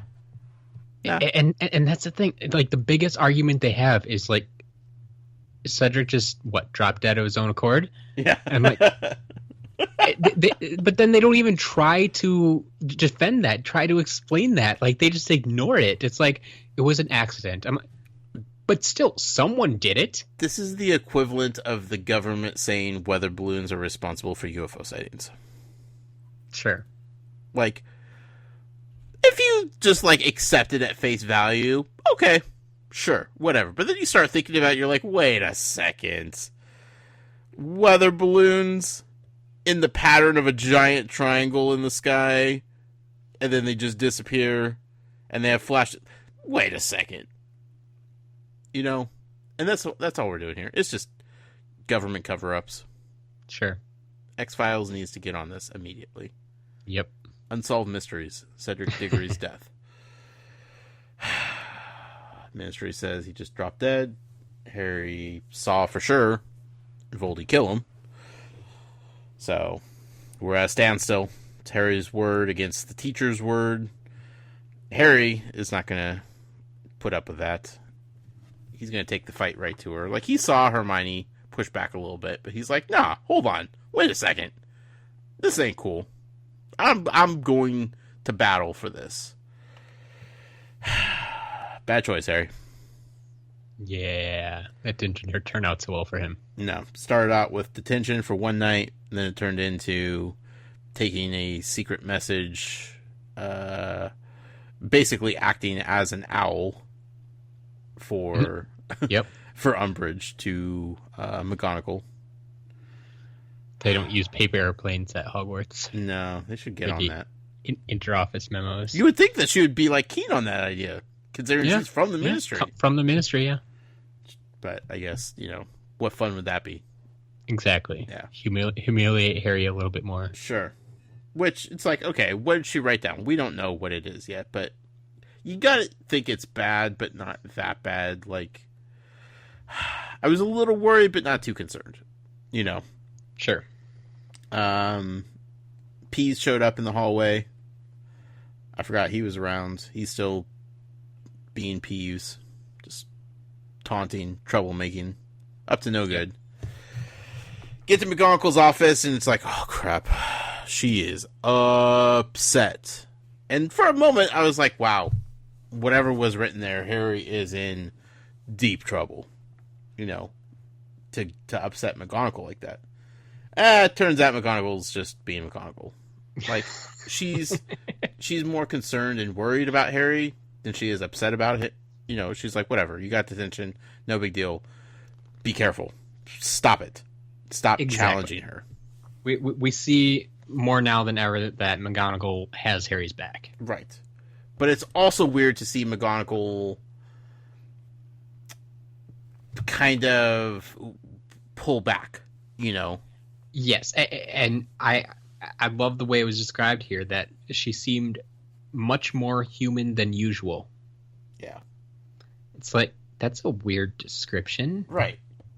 But the more you think about it, like, how she's always so stern and strict and by the book and didn't really care what was going on necessarily. It's like, this is what we're going to do about it. And it's like, oh, now she's coming down, and it's like, oh, okay, you do care. Sure. We like, it's the whole, honestly, it's kind of like the whole common enemy thing. Mm-hmm.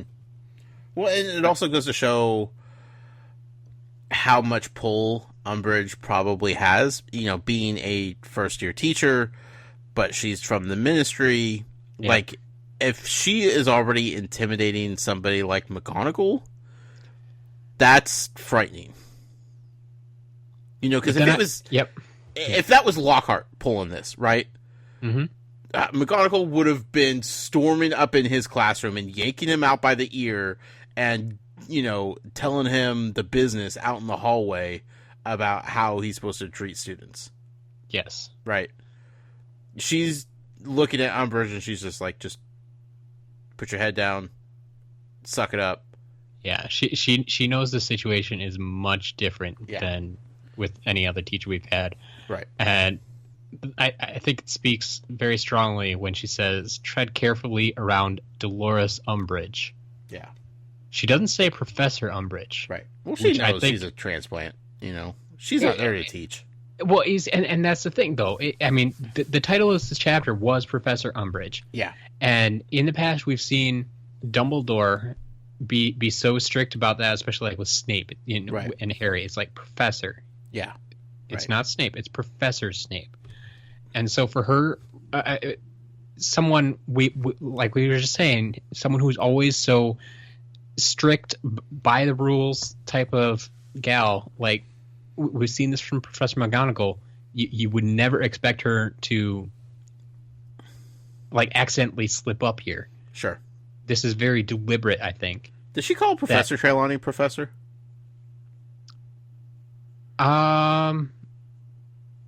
Around students, I believe so. Okay. Yeah. And she hates that lady. Yeah.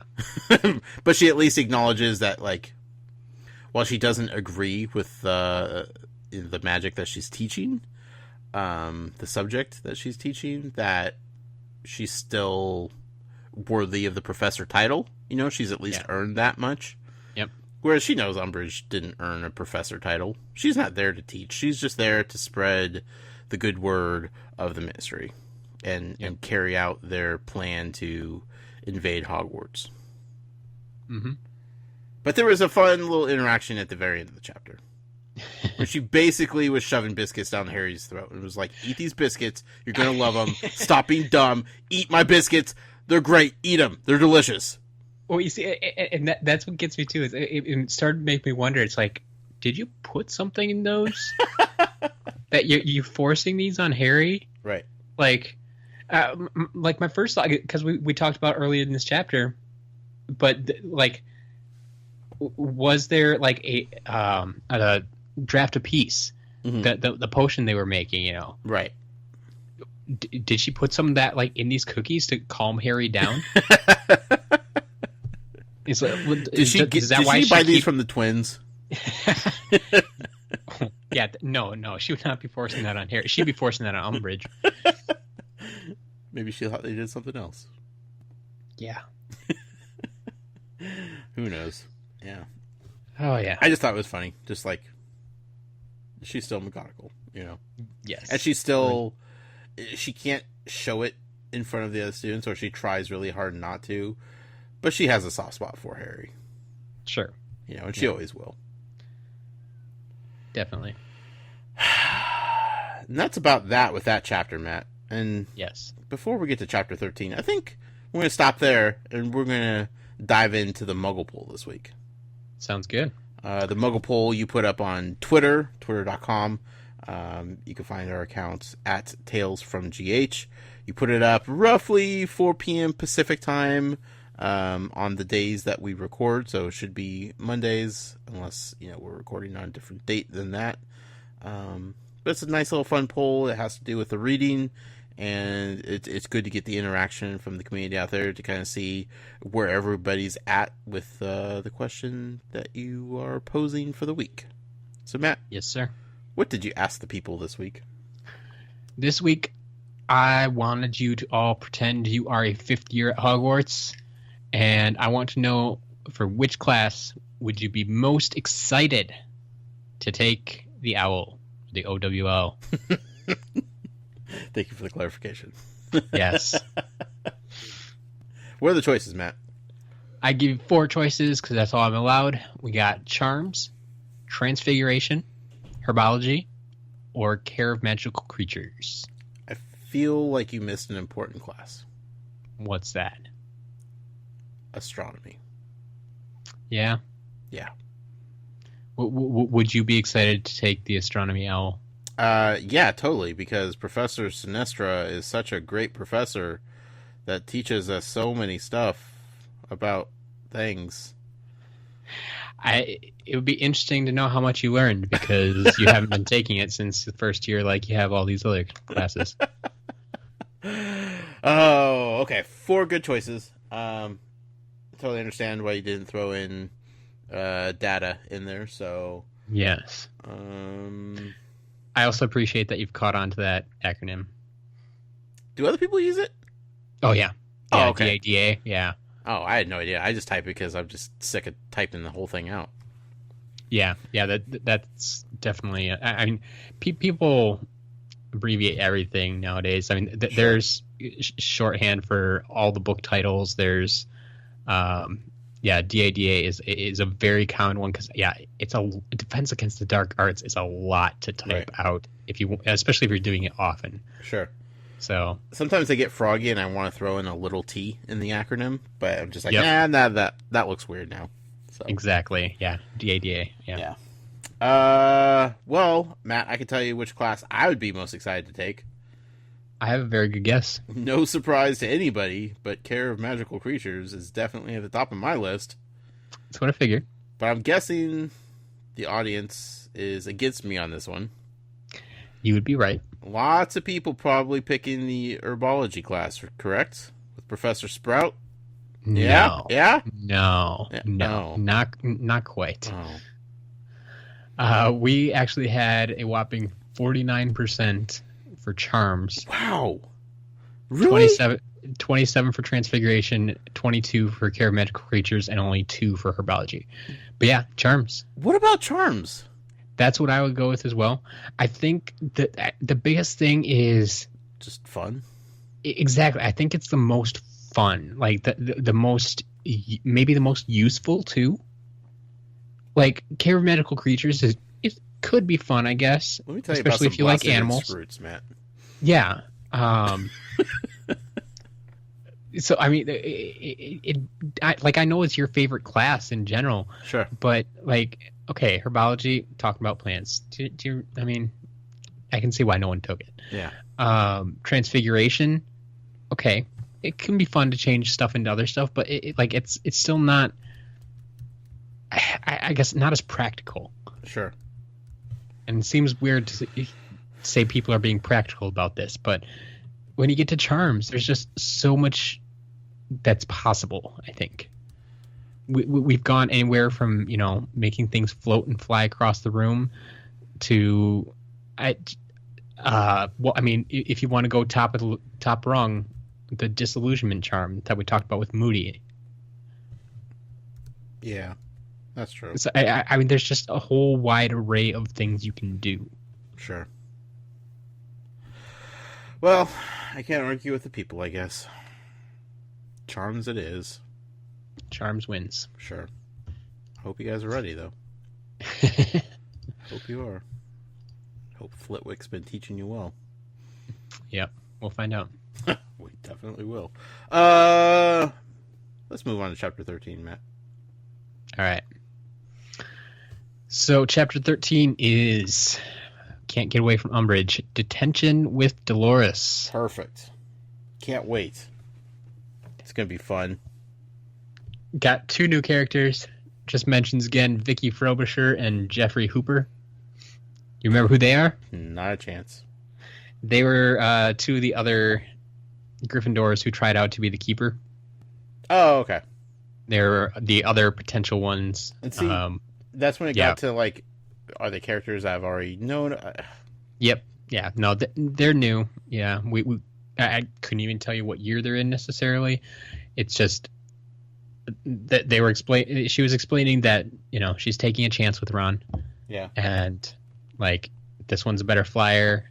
This one would be better, but like, this one's a better keeper, but they have their negatives as well. Right. I'll go with the,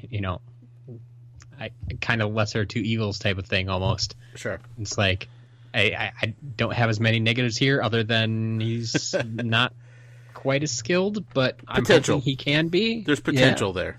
Like he's got the bloodlines going for him. Yep. And being best friends with Harry Potter. Yep. Bloodlines and friendship. There you go. Yep. Which equals potential. Will potential amount to anything? We'll find out. Hopefully this book, Matt. Hopefully. It'd be nice to have cancel Quidditch again. A Quidditch game. Never thought I'd say that, but I was gonna say you always you used to talk down on the Quidditch chapters. Well, I kind of forgot how much I missed it. Here's the real truth, Matt. I need Lee Jordan back in my life a little bit. Okay. Yeah, and not just hanging out with the twins, Lee Jordan. Sure. I need announcer Lee Jordan doing his thing on the mic. All right. Okay. Detention with Delores. My question I posed at the beginning of this chapter. Can we just skip ahead? Because I'm not wanting to participate in this chapter. I don't think anyone else really wants to either, but we all did it. Now, I went in thinking this is just going to be boring. Like, she's just going to just talk his ear off and just tell him horrible things and be confrontational in her very passive-aggressive way. Like, I was just imagining a miserable time, and I just didn't want to deal with her anymore. Sure. I had no idea what we were actually going to get into, though. Yep. And that makes me even more mad that I had to sit through this entire chapter. Yeah. So. It's pretty bad. Oh, boy. First of all, though, the twins are probably far too close to first-year students than they should be. Like, there should be far separation between them and first-year kids. Yes, the first year should have their own dorm room. They need to be separated from the upperclassmen. Specifically, people like Fred and George. Like, they shouldn't have no access to young, dumb, oblivious kids like that. You can see why Mrs. Weasley has been trying to shut this down all summer. I mean, remember when we first met Fred and George in the first book? And it was like, they're going to be trouble. But Harry, Ron, and Hermione, they got decent head on their shoulders, I guess. They're first years, but the twins aren't that bad. Well, give the twins a few more years to grow up and to become these twins, and it's like, oh boy. Yes. Like, could you imagine these twins meeting Ron, not Ron, obviously, Harry and Hermione for the first time, and Ron coming in as a first year, like, with older brothers like this? Oh boy. That book would have been drastically different. Yeah. You know Harry would have been bold and brash enough to try some of these things. 100%. Even with Ron's warning. It's like, no, I had one last week at home. Don't do it. Yeah. So I understand this is all building towards, their business that they're trying to get off the ground. And I appreciate that. It's a frightening thought to think that they have access to these young kids the way they do. Now, they're paying them for their studies, They're paying them, and the flyer said, like, everything is at their own risk. They kind of knew what they were getting into. Right. They had warning. And, Hermione challenged them on it, and they're just like, hey, we're not going to give them anything dangerous that's untested. Like, we tested this on ourselves. Exactly. It's just further research. Yeah. I appreciate that, Like, they are doing the right thing, and before they're trying to launch a product, they are going above and beyond what some people probably do. Yep. To make sure that what they put out is not only a good product, but a safe product. Because they don't want their names attached to anything that's not going to work out or exactly cause harm. They want to make sure they have all the kinks worked out. Yeah, they're not trying to hurt people. They're just trying to make money here. But they know that they're not going to make money if they put out, garbage. So, or a product that does kill people. I don't know how lawsuits work in the wizarding world, but I can't imagine business would be thriving after that. So, I think it's Azkaban. Yeah, probably. But I feel like they are manipulative enough to probably test this on the first years without paying them, without compensating them in any way. Yeah. Like, they could probably talk some dumb kids into being test subjects. Oh, yeah. So I appreciate that they're paying these kids for the same thing that they could be getting for free if they really wanted to. Yeah. I mean, they could walk up to these 11-year-old kids and say, hey, you want some candy? Yeah. Hey, check this out. Which they've done in the common room. We've seen them do that before. Exactly. The canary creams. They got older kids to do this. So they'd have no problem doing that with younger students. Yeah. So I appreciate that they're, they may not be following the rules per se, according to Hermione. But exactly. Ultimately, it's the rules that Hermione is trying to impose. Right. Nothing necessarily against it in school rules. Sure. They're still doing things morally the right way. And that's Sure. all we could really ask of them, you know? No matter how sick and twisted their jokes and practical jokes get, like, as long as they're not crossing that line of, like, okay, now you guys are bad guys. Let them have at it. Just stay away from the first years. You know, and Hermione, she's threatening to punish them and give them detention, and they're just laughing at her, and she's like, I'm going to tell your mom. Oh, snap. She That's knows their weakness. exactly who she's dealing with. Yes. That's the only person that could put the smackdown on the twins. She has been to the Burrow. She knows what they fear. And yes, the wrath of Mrs. Weasley is a thing to be feared. Yeah. They know that. She knows that. I appreciate that she has a trump card on him, you know? Like, Yep. don't push me. You know, like, she's not going to use it yet. But at the same time, Fred and George understand that she will. She will and she can. Yes. At any point. So Yes. they now know where the boundaries are. And they also know that now they just have to be more sneaky about it so that Hermione doesn't see him doing all the stuff that they probably wouldn't be able to get away with if she was watching him. Exactly. Is ultimately what it comes down to. It's just Yep. forcing them to be more sneaky about things. Yep. Do it while she's sleeping. Back to the Marauders, you know? Yes. Hermione is making hats for the house elves. She is. Now, this sequence in my head was an amazing revelation for me, Matt. And I got warm and fuzzy thinking Hermione is making hats for the house elves because she cares about them. She wants them to be slightly fashionable. She's worried that it might be too cold down in the kitchen or, you know, the dungeons when they're cleaning at night and sort of thing. And winter is coming type of thing. And she's doing the nice thing and making them some hats because nobody cares for house elves like Hermione does. Pretty much. So I'm thinking all this, like, great things about it. And then the revelation of her hiding them amongst garbage, I was like, Yep. well, that's weird. Like, why doesn't she just give it to him? You know? I'm like, okay, well, like, maybe she's leaving them for presents, but she wants them to be anonymous. She doesn't want to know it's from her. And then Ron, you know, points out the fact that she's trying to get them to take them as a way of her essentially giving them a piece of clothing which would set them free. They wouldn't take it if she was just giving it to them because they don't want freedom. Exactly. Except for, you know, the rogue house elves like Dobby. Yep. Who's already free. Yeah. So it's like, Hermione, you sneaky little devil. You, like, now she's trying to trick the house elves Yep. into gaining freedom. She believes they want freedom, even Right. though we've seen them express that they don't. Sure. So now she's going above and beyond, like, normal, just house elf kindness. Yep. And I'm just like, oh, I'm just shaking my head. And I was laughing. I was like, oh, Hermione. Like, that's the most Hermione thing you could possibly be doing right now. It cracked me up. Because I had completely forgotten about that whole thing. I had completely forgotten that you have to set a house elf free by giving them a piece of clothing. Yes. That's why Dobby loves his socks. That's why he loves the socks. He also likes them because he thinks he looks cool in them. Let's be real. Sure, but he never had a sock before to. That's true. But now he has all the socks he wants. Yep.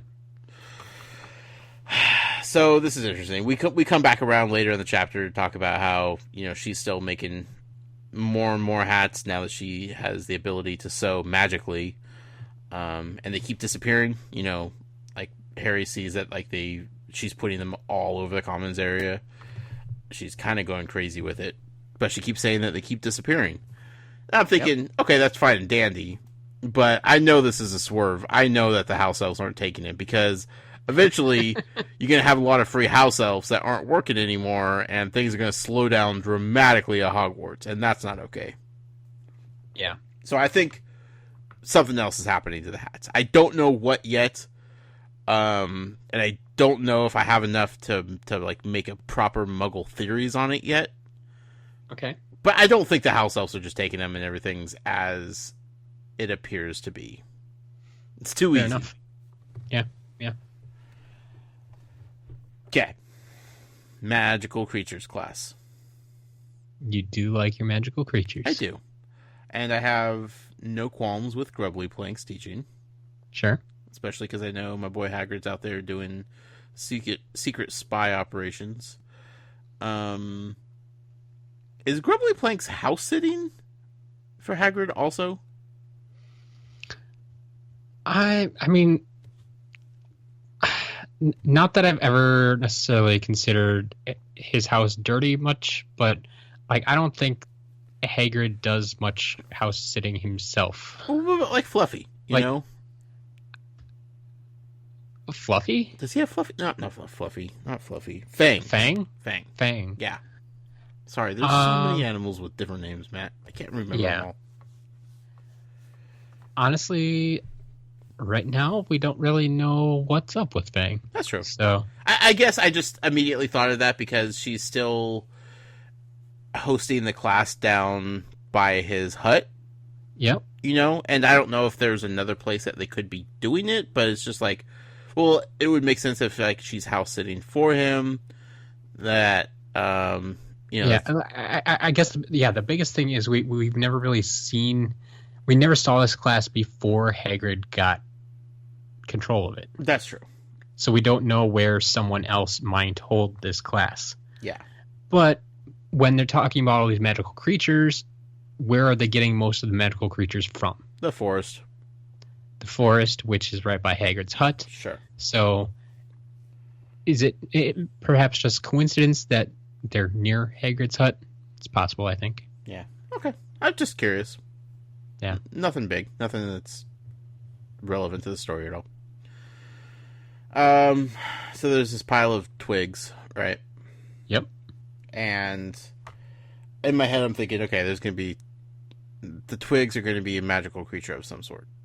Sure. Now, it didn't help that I just watched Kong Skull Island the other night, Matt. Okay. I have not seen it, but okay. I saw it in theaters. I have it on Blu-ray now. It's a fantastic film. But there is this one giant insect that, like, it looks like a log, but then stands up, and it's like an insect type of creature. Very similar to, like, a walking stick, you know? Yeah. Everything on this island is just ginormous because... Makes sense. Nobody has... Yeah. Yeah, in the sense of the movie, it makes sense. In the sense of the movie, it makes sense, right? So I'm already in the mindset of twigs and sticks being creatures. I'm thinking walking sticks type of thing. I'm like, okay, what kind of magical creature is this going to be? What kind of magical creature looks like a stick or a twig or something like that? You know, wood type of creature. Yeah. I'm racking my brain, Matt. I'm thinking way too hard about all of this in a brief amount of time. Yep. Totally did not expect the answer to be Bowtruckles. Are you kidding me, Matt? First Another you held out on the fantastic Niffler. beast. Yep. Then you held out on Bowtruckles. I can't Yep. trust you at all with magical creatures. I feel like every creature in Fantastic Beasts and Where to Find Them is going to be in this series at some point. I can't trust anything anymore. Bowtruckles are in this book? How awesome. Yes. Got to give you something to look forward to. Well, not even look forward to. Just get excited about. There you That's go. the only thing in these two chapters I was excited about, Matt. Yeah. Bowtruckles. They're here. They're your favorite. Yeah. And I I like thought you were a little favorite guys. just because of Fantastic Beasts. Oh, that definitely helped. But Sure. Which I'm sure we probably won't even see him in this movie. Let's be real. This whole scene is gonna be cut out from the movie. I already understand that. We're not gonna see Bowtruckles, but man, how cool is it that they exist in this world? yeah. I love it. Yep. And now I see why, like, J.K. would go back and, like, want to make Bowtruckles kind of important in Fantastic Beasts, because she's already introduced them, but she probably doesn't give them enough love and attention in this book. Sure. Where, like, in her head, like, they are cooler than what she was allowed to do with them. Yeah. I just thinking about this briefly. Characters that we've met that have been in both the book series and Fantastic Beasts. Yeah. I mean, two of the main ones now have been Niffler and Bowtruckle. Mm-hmm. And like you said, they kind of both turned out to have a major-ish role in Fantastic Beasts. Mm-hmm. Now, I think part of it might be, that they're characters or creatures she's had in her head for a long time. Right. And she's wanted to do something with them, and they just didn't fit into the main story. Yeah, she introduced them here. It's like, I like this creature here, but then it wasn't until she had a full series about the magical creatures, really, right, that she could bring them to life and give them a more prominent role. Right. I was excited. I was also concerned to realize and to find out, I guess, that they are super dangerous little creatures. They definitely can be. They'll scratch out your eyeball if you mess with them. Oh boy, that's not cool. If you don't have food for them. Pickett did not seem like he had any sort of anger at all. Well, you see, and that's part of the reason Newt was carrying him along the whole time. Like he kind of said he was an outcast. Like they were picking on him. Sure. And so I guess that makes sense. So the others are probably like the dangerous variety, like we were introduced to. They were a bit feistier, yeah. Yeah. Pickett's a lover, not a fighter, Matt. Yeah. Yeah. Bowtruckles. Man. I just want to watch Fantastic Beasts now. I say that too often. Yes. Okay. Also, like they kept teasing Hagrid being in possible danger or trouble or whatever. He's fine. Hagrid's fine. Let's not lose our minds here, folks. All right. I feel like there's enough people out there that would know if something bad happened to Hagrid that we would know about it already. You'd hope so. I know so, Matt. Okay. Bet my reputation. All right. Not much to bet. But, okay, so... Boy, oh boy. Luna Lovegood. Yes. Running or coming out of herbology. Uh-huh. Yep. She makes a very bold statement to old Harry Potter. She believes him. She does. Everything that old Harry was saying about Voldy and what happened to Cedric and everything, she believes him. Which gives nobody any comfort whatsoever. Not so much. Because apparently she only believes something if it has no proof. She has a reputation. This is also the second time that Luna's kind of supported Harry in something that nobody else believes. Yeah, nobody else believes, that he feels isolated in. Yep. Which is interesting. Very interesting. But then my boy Ernie stepped up, and he's like, you know what, Harry? I believe you too. My family, we're big supporters of Dumbledore and Hogwarts, and we fully believe what happened the way you said it did, and I got your back. Hufflepuff, standing up, Matt. There you go. God, I love Hufflepuffs. Loyal to a fault. Probably. That's true. At least they're on the right side of history on this one.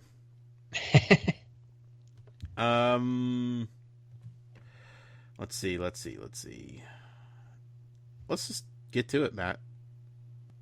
The part that nobody wants to talk about. Nobody wanted to read. All right.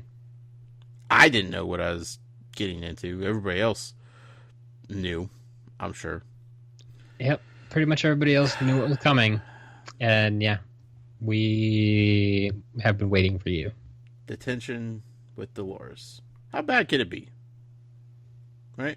I mean, that's the question. We've seen, we've seen a lot of detentions actually. Yeah. In these books already. Sure. We've seen, polishing the trophies in the trophy room. While vomiting up slugs. Let's not forget that, Matt. It wasn't part of the detention. No, it just was an unfortunate circumstance. Yeah, we've seen them going into the Forbidden Forest with Hagrid to hunt down the unicorn. Right. Seen all these things. We've heard about what Filch wants to do. Torture rack, yeah. Yep. That seemed like extreme at the time, right? That was just like, oh my god, why would a professor or somebody that worked for the school ever think about doing something like that to a student? Then we get Delores. that was nothing. Wow. I'm thinking, why does Harry have to use this special quill that she gave him to write out lines? Why is there no ink? This is interesting. How's this going to work? Is it magical ink? Is it like you have to keep writing until, something shows up on the paper type of thing? But if there's no ink, does that mean you're just doing it until I basically fall asleep watching you do this? That's what I'm thinking. I'm just like, it's, she's playing a prank on Harry? Not playing a prank, but like giving him a task that can't be completed just for the sake of doing it as punishment. Sure. Repetition. Which it kind of was in a way. Yeah. But what really was going on was far more extreme. Yes. So this pen, this quill, as Harry's writing with it, I will not tell lies. Right? Is that what it said? Yes. Okay. As he's writing this line, his hand starts to hurt. Mm-hmm. Sharp pains. And he looks at it. And he looks at the paper, and there's writing on the paper, blood red. Blood red. Which is weird because he didn't have any ink. And then he looks at his hand again, and the words, I will not lie, or I will not tell lies, are scratched into his skin. Yep. And then it disappears. Yep. Kind of heals over. And then he writes it again, more pain, more words, cycle repeats itself. Over and over. He's cutting himself with his magical quill to get blood out of his own body to write the line, which is scratching into his skin magically and then healing over, all while being super painful. And this is an acceptable punishment at Hogwarts? Oh my goodness. This is some devious type of situation here. I think devious is a good word because I wouldn't necessarily say it's an acceptable form of punishment, but who did she have to? She didn't run this by anyone, I'm sure. No. Like, McGonagall told him, yeah, you have to go to detention. Right. But I don't think it said in that letter, oh, by the way, this is what I'm going to make him do. Yeah, 100%. This is not Hogwarts approved. This is Ministry approved. Ministry approved. Yeah. Yeah. Horrible. Absolutely horrible. Like, this is not okay, Yeah, I'm thinking, okay, this is going to be a couple hours worth of just pain and torture and agony for a 15-year-old kid. That's pretty unforgivable. It went on past midnight, Matt. Yeah. Detention started at 5 p.m. It did. That's at least 7 hours of pain and torture and agony of just horribleness. This is just night number 1. Unbelievable. I can't believe this is happening. Like, this is so far skewed in the different direction of, like, the very happy-go-lucky, kid-friendly, a little bit scary, but not really first book. Like, this is some dark, twisted stuff going on. Yeah. Cedric's death was pretty big, but now we're getting into, like, mutilation and abuse and straight-up torture and punishment, and wow, this is going some places. Kids are growing up fast. Yeah, I don't feel like they deserve this, though. I mean, 15 years old, this is not... I know. For speaking up, for telling fake news, according to her. Like, this is... It's not like he slapped her. It's not like he walked up and, like, hit her across the face. Not saying I condone what she's doing by any means, but... I know. I'm arguing just in general. I'm very mad about this chapter, Matt. I'm not okay with this. This is not how you treat kids. This is what kind of makes me wonder even if I would call this punishment ministry approved. Or is this Delores Umbridge / Fudge almost going rogue on herself? Yeah. She's just enjoying it too much. I don't know, man. It's not cool. Not cool at all. No. It was hard to listen to this, to soak it in, because it's just like, this is happening in Harry Potter? Like, this is happening to Harry from a teacher that he's supposed to be guided by and trust and, respect? This is not okay on so many levels. Yep. And like you said, that was night 1. He had to do this for 4 more nights. Yeah. The until second night was essentially scarred into him, really. I mean, the wording she uses too. I forget. I think the first night she says like until it, what she said, like sinks in or something. Right. Yeah. Or until it sticks. Yeah. Is that what she said? Until it sticks. Yeah. Like once you find out what he's doing, like that is just, that's mean. Yeah. Like she she's sitting up there like smirking. Right. Yeah. When she says this. And after the third night, after a couple hours on the third night, it finally, started to leave a mark. Yeah, it stuck there. Like, it didn't heal over. Like, you could still read it. And she was like, okay, we're good. And he's like, punishment over. I don't need to come for the fourth night. And she's like, ha, ha, ha! Oh, no, you're coming back. We can make that deeper and more permanent with a little bit more work into this. Like, it wasn't... She didn't just stop because she got what she wanted. Like, now we're just going to rub it in. Pour salt in the wound type of thing. Yep. Just, she's sick, man. There's some choice words that, we could be tossing around here because this was a chapter. This was something else, Matt. Yep. Thankfully, some good news came of everything, and that was Ron, making the team, the Quidditch team. Yes. Super happy for Ron. Finally figure out the secret he's been trying to hide. Yep.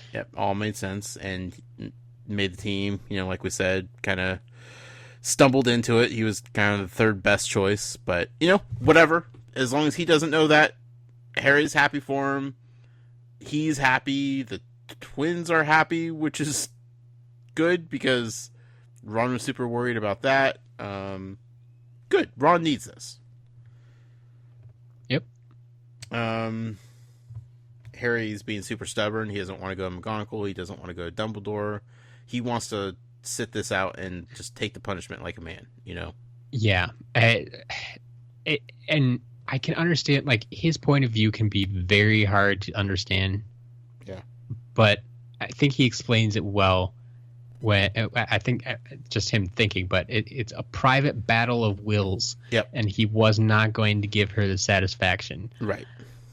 Because he tells Dumbledore. Dumbledore confronts her about it. Mm-hmm. She's still going to be the teacher. He's still going to have to go to her class. She's still going to have the power to give him detention. And then what? Exactly. He doesn't want to be the tattletale. Right. And how much worse can it get?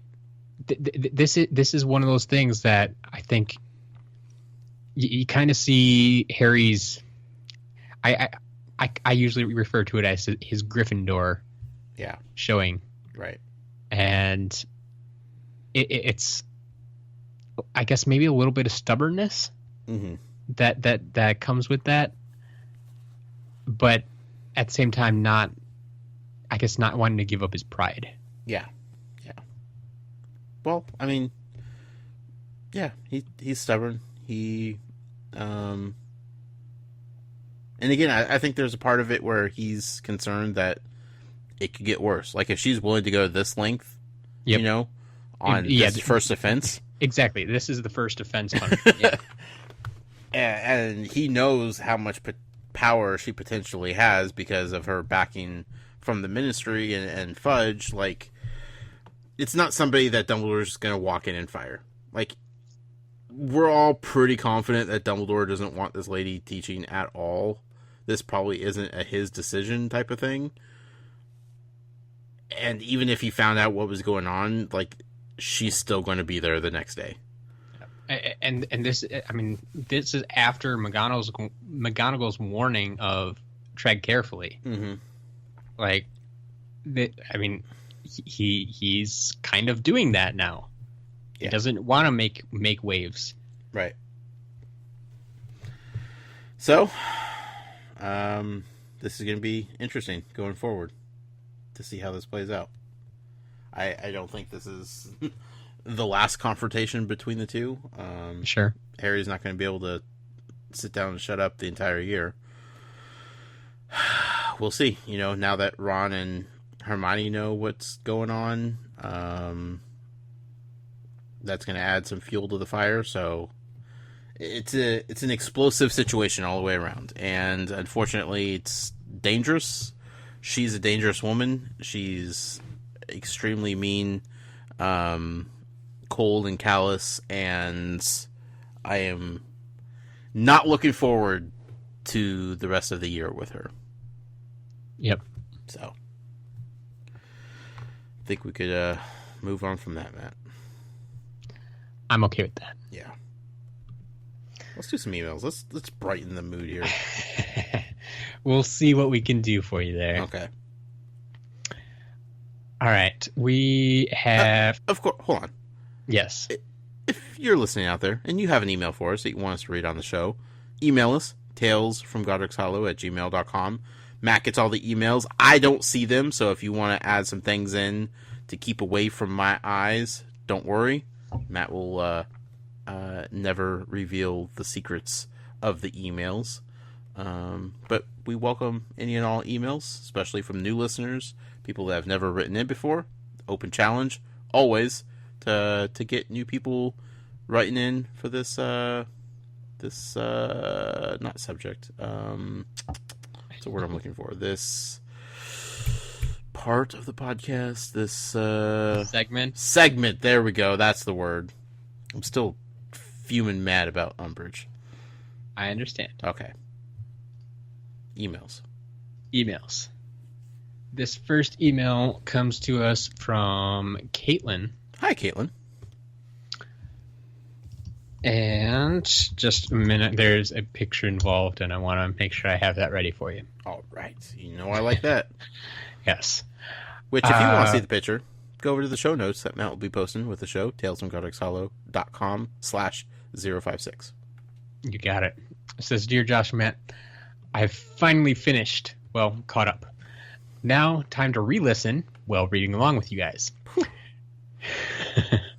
I've been lucky enough to work at 2 jobs that allow me lots of downtime during which I can listen to your podcast, which is why I was able to finish in 2 weeks. Impressive. I'm so used to having Netflix on in the background while I work, but podcasts take some getting used to. I've had to rewind quite a few times to reorient myself in y'all's thoughts and ideas, as well as some deep rabbit hole theories. Josh. I would never force anybody to rewind for any reason whatsoever. Didn't say you forced her. It just... That's true. It's what happens. Yeah. All right. She says, I think my favorite episode might have been the Goblet of Fire movie edition with the one and only Val. Mm. Her spirited responses are great to hear and relate to. Can't wait for the next surprise guest appearance. For some reason, I've always imagined Val to be a cross between Ginny and Tonks. Not sure why, but that's what I do. Sure. Quick question directed towards Val. The next time you guest star on Tales from Godric's Hollow, could you please do some of your voices? I'd love to hear your Dobby and Voldy, for instance, or if you have a particular favorite voice that you like to do or that Josh enjoys. I'm telling you, Trelawney, she nails it. And now with Umbridge in the mix, woo! Yeah, she's added some voices to the catalog. Yeah, we might have to get her back on the show just for that. Definitely. Here's another example of my long-standing and permanent relationship with Harry Potter. I was in Scotland a couple of summers ago, and I toured the Scottish Highlands with a driver from the Harry Potter location team under Chris Columbus. Okay. That was one of the directors. Not 1472 Chris Columbus? No. Okay. 1492. Is it really? Yes, 1492. Man, yes. I was off by 20 years. Yep. His name was Nairn. I hope I'm pronouncing that right. And it's, to this day, the best tour I have been on while abroad. He gave me tidbits of memories of his time driving around a 10 and 11-year-old Emma Watson. Even his son participated in the mania of Harry Potter because he was of age to be an extra for the first and second movies. Awesome. And he got a chance to meet some of our stars while they were young. Nairn showed me views of where Hagrid's hut would have been, some panoramic scenes at the locks, as well as future locations Josh isn't privy to yet. Oh, come on!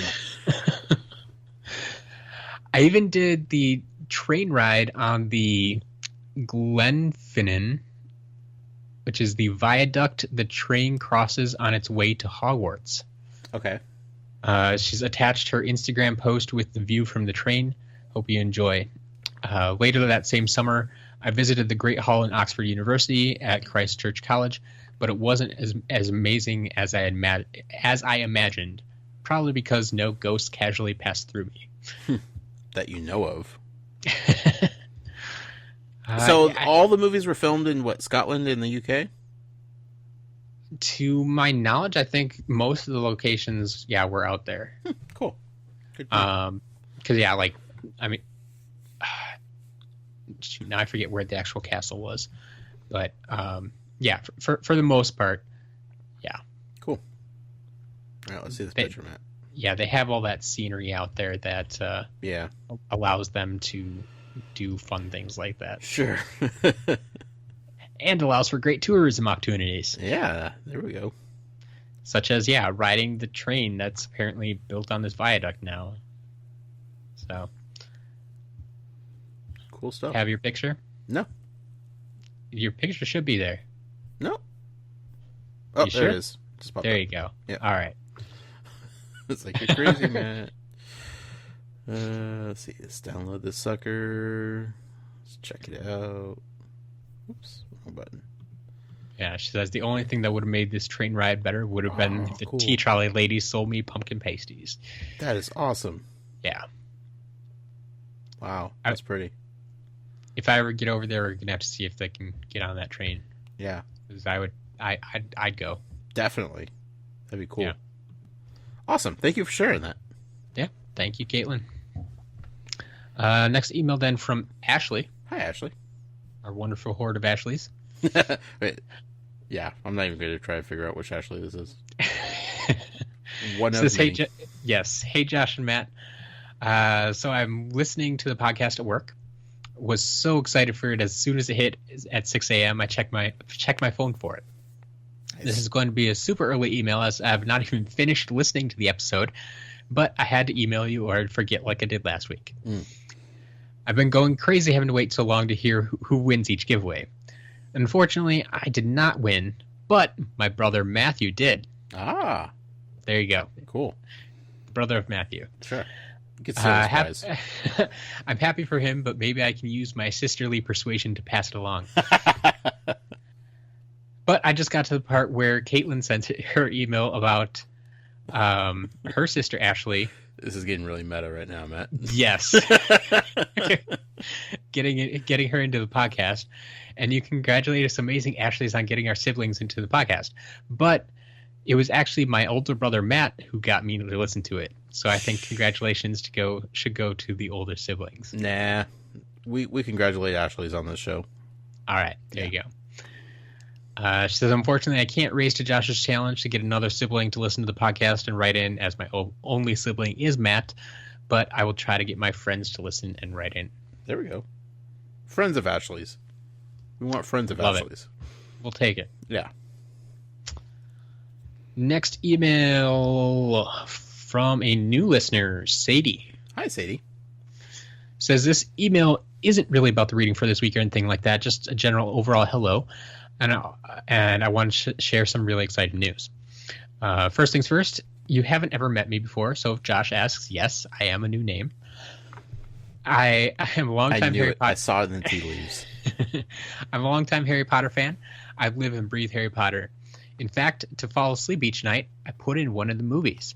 Cool. I'll watch one movie for a few nights, and then in the next few nights, I'll go on to the next movie, and so on. Then when I make to the end, I just start all over again. I admittedly haven't read the books as much as I want to. I think I've only read them 4 times each. I'm judging so hard right now. But I work a lot and don't have too much time to read. Anyway, I'm not reading along with you yet, but I plan to. I have been binge listening to your podcast for about a month and couldn't wait until I caught up so that I could read along with you. The moment is a little bittersweet, though, as now I only listen once a week. I don't have you guys to keep me company at work all day. Well, I mean, we're still there in spirit. You could always re-listen to them and read along with us. Yeah. I hear that's a thing. Yeah, that's definitely a thing. Let's see. I just want to let you know that you guys are awesome, and I love listening to the crazy theories that Josh throws out. And I also find it hilarious when he says things like, I can't wait to see this in the movie, and then skip ahead to the movie episode. I can't believe that wasn't in the movie. I always feel a little sad when I know one of his predictions isn't going to come true, or when something he's so excited about won't be in one of the movies. Yeah. I just predict sadness going forward all the way around, so...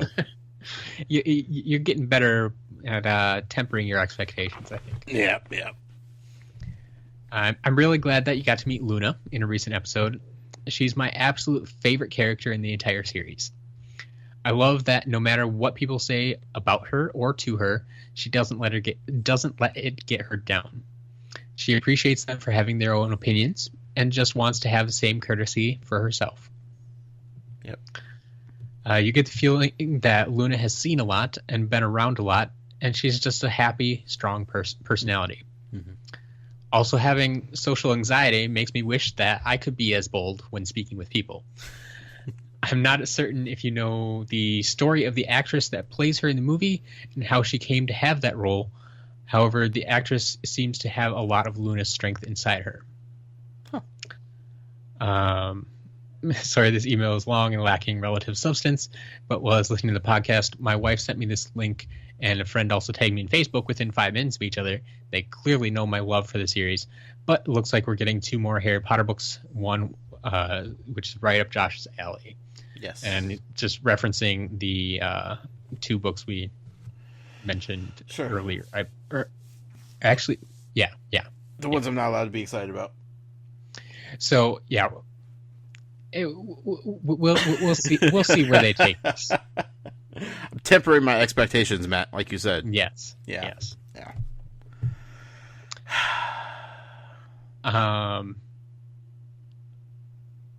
Yeah. Yeah. Thank you, Sadie. There you go. And welcome. Yes. Next email then from Cindy. Hi, Cindy. Cindy says, listening to other emails from your listeners really makes me rethink many of the original thoughts I had about the books. I knew that J.K. liked to play with words, but I didn't realize just how much. We live in California, and I just got back from a trip to Washington, D.C. Oh, okay. Everyone there talks about how muggy it is. I realized that muggy is very close to muggle. And I wondered if that's where the word muggle came from. Maybe you have some ideas as to its origins, but I did find that muggy can mean oppressive, airless, stifling, suffocating, or stuffy. That sounds a lot like the description of Uncle Vernon. Yeah. And interestingly enough, mug in the Cambridge dictionary means a person who is stupid or easily deceived. It would be great to have a book with all the plays on words that in the Harry Potter series that lists the word and how they came about. I guess I've never questioned Muggle too much. Right. I suppose it's very possible having a root in those words. I've never looked it up, but Yeah. maybe it It's even possible. goes back to the Latin. Everything seems to go back to the Latin. Yeah. So I mean, no Madge makes sense. You're just like, okay, I totally understand what that means. Mm-hmm. You know, but Yep. that's how things are done in America. Like, straightforward here. Yeah. We don't invent words rooted in Latin origins. Continues, says, I had to laugh when Josh talked about how the Quibbler only published make-believe stories, fake news, as if the whole Harry Potter series is actually real. I mean, come on now. Which wall are we breaking here? Fourth, fifth, sixth wall? It's true, though. As for the depressing photo that Moody showed to Harry, I thought it was a way to remind Harry and us that being a prefect was important, but Harry was destined for more important tasks. I think the photo made Harry realize that people like his dad and Sirius weren't prefects, but they were part of a much bigger and more important team of people. Yeah. As for prefects in today's schools, I would say that in some schools they have students who are student counselors to provide conflict resolution. When other students have problems, the administration can have them seen by that student panel. This provides the panel with experience and allows students to be judged or assisted by other students. These are usually for minor issues such as for cutting in line during the lunch hour. I know since this has happened to me. Never heard of anything quite like that. Sure. That did remind me though. In college, we did have what do they call them? Like the honor board. Oh, right, okay. Like there was like an honor code that we all had to sign Sure. as freshmen. Yeah. And if there was anything and ever any problem that kind of went against that honor code, you had to go up and meet with the honor board. Yeah. And I guess that was made up of students. Yeah, as like the first line of like, hey, let's straighten this out a little bit before we have to get the faculty involved in any way. Yep. Yeah, I appreciate that sort of stuff. So yeah, Your peers holding you accountable for things. Yep. And I mean, ultimately, isn't that basically what the prefects are there to do? Pretty much. Yeah. Someone to hold you accountable, keep you in check when the teachers aren't around all the time. Yeah. Makes sense. Finally, I was wondering if you saw that in October there will be 2 more Harry Potter books. Yes. Yes. Wait, is it really October? Yeah. I didn't realize it was that soon. October 20th, I believe. Huh. Yeah. Man, now I'm even more depressed. But yeah. Like I said, a few people have mentioned that. Yep. And there might be a few more mentions here, but we definitely talk about them. We thank everybody for pointing that stuff out because sometimes things will slip under the radar, It's true. I definitely don't mind people mentioning it. Yep. All right. So next email then is from Matthew. Hi, Matthew. Brother of Ashley? Ashley. Okay. Yes. And he's going to have another picture here for us. Okay. He won our giveaway last week, the Voldemort pin. Oh, right. Okay. And you were wondering, what are you going to do with that, right? Yep. So he says, I won the pin and wanted to reply to Josh asking where I'm going to hide it. As a Gryffindor, I cannot walk around with this in public, but for Christmas, I did make my sister a pretty cool piece of luggage. And the pin will have its place on this luggage. Mm-hmm. And so you can see, I'll share this picture as well, but has a bunch of the patches there in the different houses and even, the dark mark. Yeah, what's up with that, Matthew? Yeah. Huh.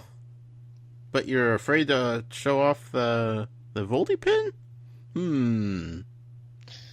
I don't know. There's no Slytherin house patch on that. Well, there's your Voldemort. Oh, interesting. Yeah. All right. Matt, I'm watching you. I trust you, but keeping an eye on you, buddy. All right. Says, I re-listened to all the old podcast episodes many times in random order.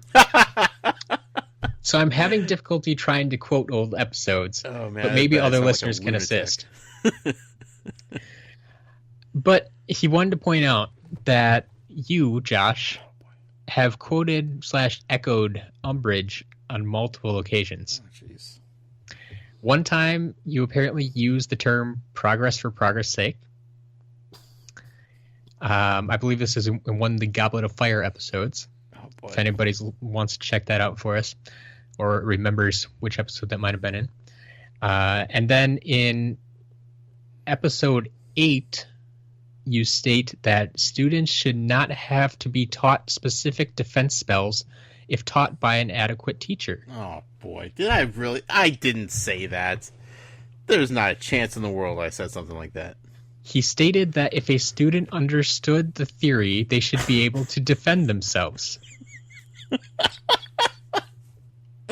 You've got to be kidding me. So I find this fascinating considering our new teacher's teaching policy. Oh, wow. I'm going to have to go back now and see if I can, if that's an exact quote or if I can get the exact quote. Yeah. Like I do recall some of your theory terminology leaning Umbridge once in a while, and I knew that was going to make it fun, but I never like earmarked it to come back to it. I'm sure it probably had something to do with when we were just being introduced to Lupin, and I was skeptical about him, and I was still on the fence on how I felt about Dumbledore and his hiring choices. Maybe. So I would bet it probably has something to do with that, but then again, Yeah. Look, I'm also the guy that my first Harry Potter memorabilia I ever bought was a Death Eater wand. So also true. I mean, I kind of have a history of making really bad choices. Things just happen to me. I can't explain them, you know? All right. Yeah. Well, that's all we have from Matthew this week. Boy. Thank you for making me feel miserable about everything I've said in the past 55 episodes. But hey, no problem. Give us a good laugh. Onwards and upwards, right? Next email then from Masha. Hi, Masha. It says, Dear Josh and Matt, so this is the year for the special exams, and the kids are stuck with a vile, sadistic Defense Against the Dark Arts teacher that will make sure they only learn the theory. Delores Umbridge is the worst. Mm-hmm. She calls Lupin an extremely dangerous half-breed, and then she makes Harry out to be a liar. All this evil wrapped in pink and fake sweetness. Ugh. And doilies. Ugh. Yeah. Gross. Oh, yeah. We didn't even really talk about her office. No, I didn't want to. Yeah. It just made me sick. Flowers and ornamental plates with cats on. Like, Yeah. Yeah. She's something. The Detention reminds me of a story by Franz Kafka called In the Penal Colony. The story features a device that carves the law that was broken into the condemned person's skin. I won't go into details because it's not nice. Sure. I read that story when I was 13 and it terrified me. I would imagine. Yeah, I'm much older now, but the Detention chapter is bad enough to remind me of the Kafka horror. Aside from that, I love the scene with Professor McGonagall when you think she's going to scold Harry, and then she's like, have a biscuit, Potter. Eat the biscuit! Yes, the ginger newts. Yeah. She says ginger newts. I always heard it as ginger nuts when I was listening to the audio. Huh. Is that how it's spelled? Is it the K-N-U-T version? No, it's actually N-E-W-T. What the? There's way too many different versions of newts in this book. I told you. It's too many newts. It's getting confusing. Yeah.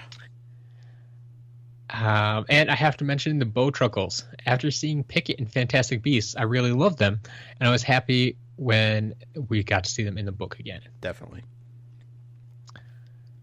I'm really curious how Josh thinks about what Josh thinks about everything that's going on and how you're dealing with Umbridge. Yeah, I don't want to deal with her. I can't even right now. Yeah. Yeah. I think it's fair to say. We understand. Uh-huh. Next email then from Anya. Hi, Anya. Says, hi guys. I didn't get a chance writing last week. We have been on vacation. Fair enough. That's a solid excuse. There you go. Got to take some time away. Yeah.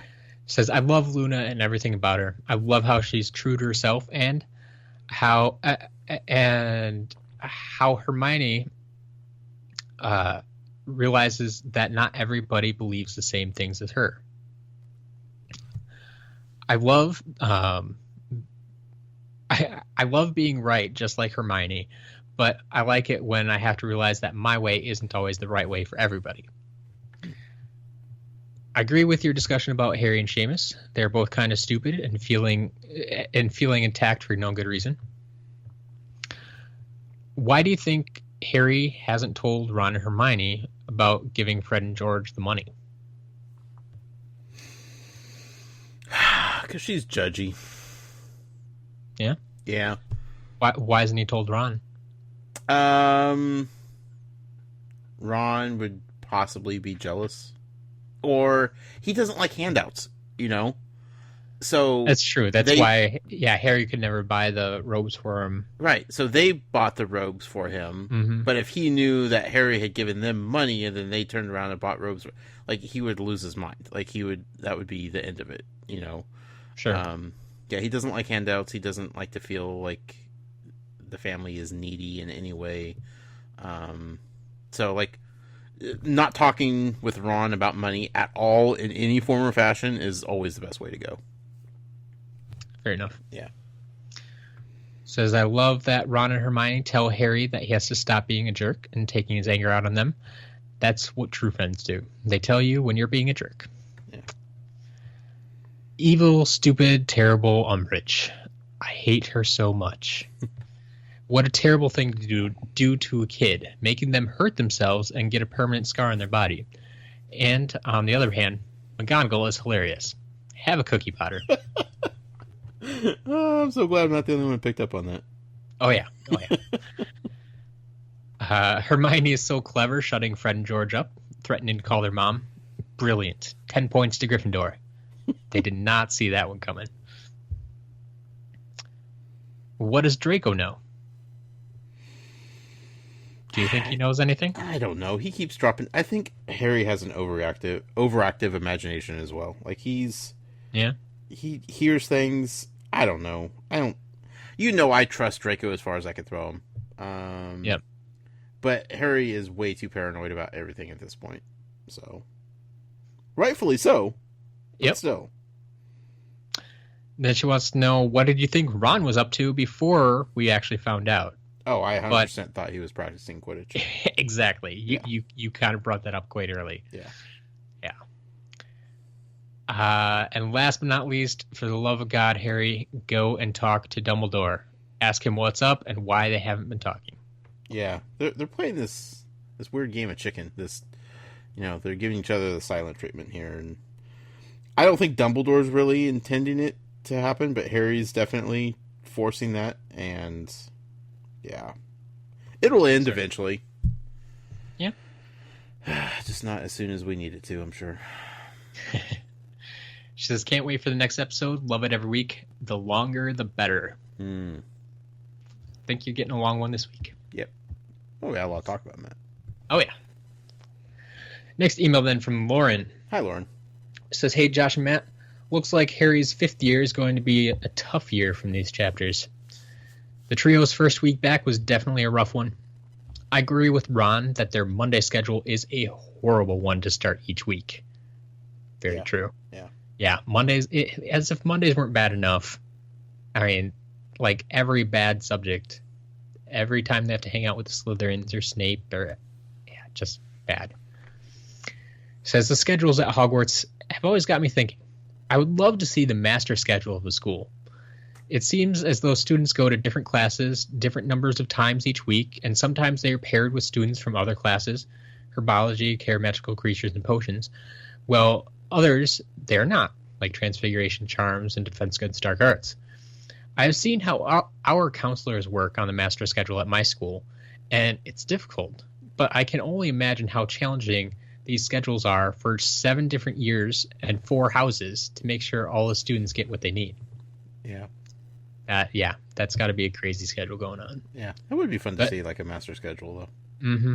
That's probably part of the reason that they're only like 2 or 3 times a week. It's like that's how what we can fit in. I'd probably learn about some classes and professors I didn't even know existed, Matt. Yep. Says Harry clearly has his work cut out for him, considering Snape is not accepting his work, and Umbridge not even teaching them how to use defensive spells. Enter in his temper and the fact that people do not believe him about Voldy being back, and he's already getting himself into trouble. A week's worth of detentions, forgetting to do homework, and missing Quidditch tryouts is bad enough, without considering what Umbridge is making him do during those detentions. She is horrible, and it's only the first week. Josh, any predictions on how the rest of the year is going to go for Harry? Miserable. Horrible. There's no upside in the next 2.5 books. I'm sorry. It's downhill all the way from Downhill from here? Yeah. All right. Him grabbing the Triwizard Tournament Cup was like the peak of Harry Potter. And it's been just going down since then. All right. Yeah.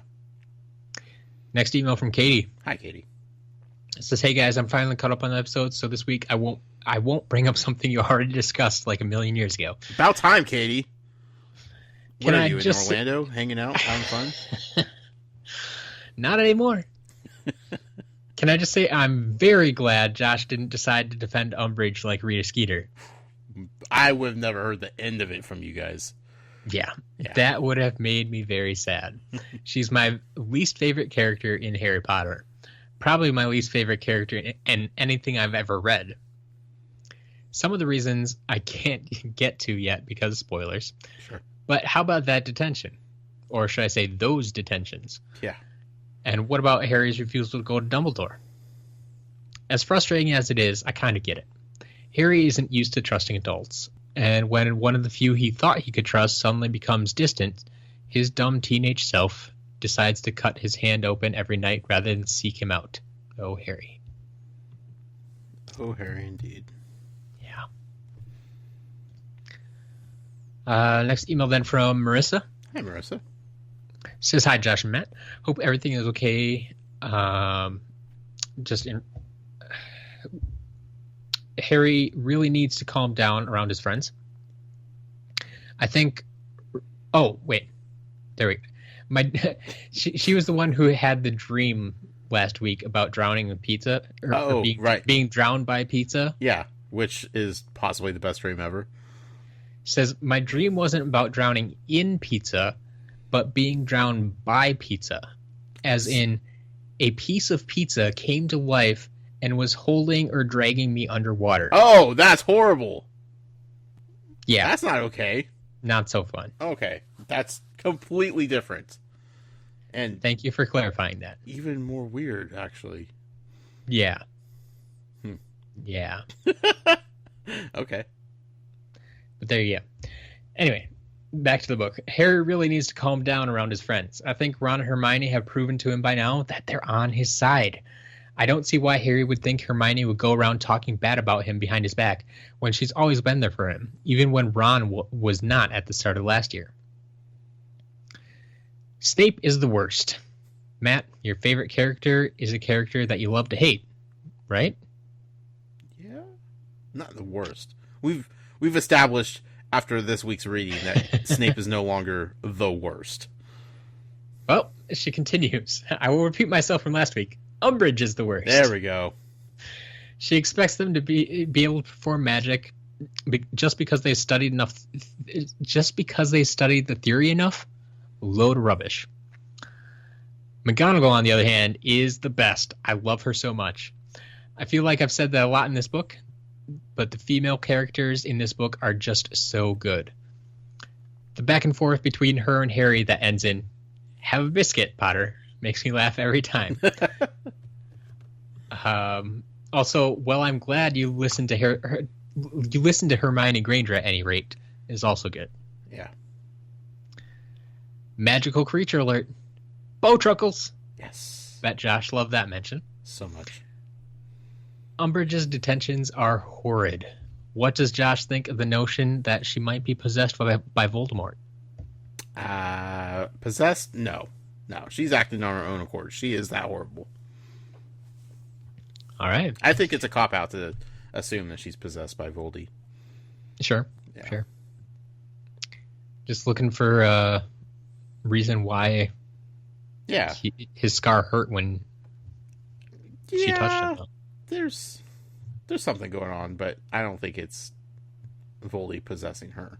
Like, I think she's just actually a horrible woman. Yeah. Yeah. JK is just drawing more and more attention to Hagrid's absence by mentioning it every time they're in the Great Hall. Like, we get it. He's not there. I'm sure you'll mention it when he's back. And elf hats. How do you like that, Josh? Loved it. Yeah. I had to finish the chapters really quickly on my ride to my workout, so there's probably more I want to say, but I can't remember it. If I do, I'll tweet it to you guys. Nice. Thank you. Thank you, Marissa. Next email then from Joe, our winner from this week. What's up, Joe? Says, hey guys, one of the first things I did back on U.S. soil was listen to last week's show to catch up before tonight. Normally I give Josh credit when it's due, but I will not give him credit for rolling over a prediction from the last book into this book and saying we'll have a female Defense Against the Dark Arts teacher. Don't worry, Josh. It probably won't be long until we're applauding you for getting another one correct. Better be. This Crookshank thing is going to pan out one of these days.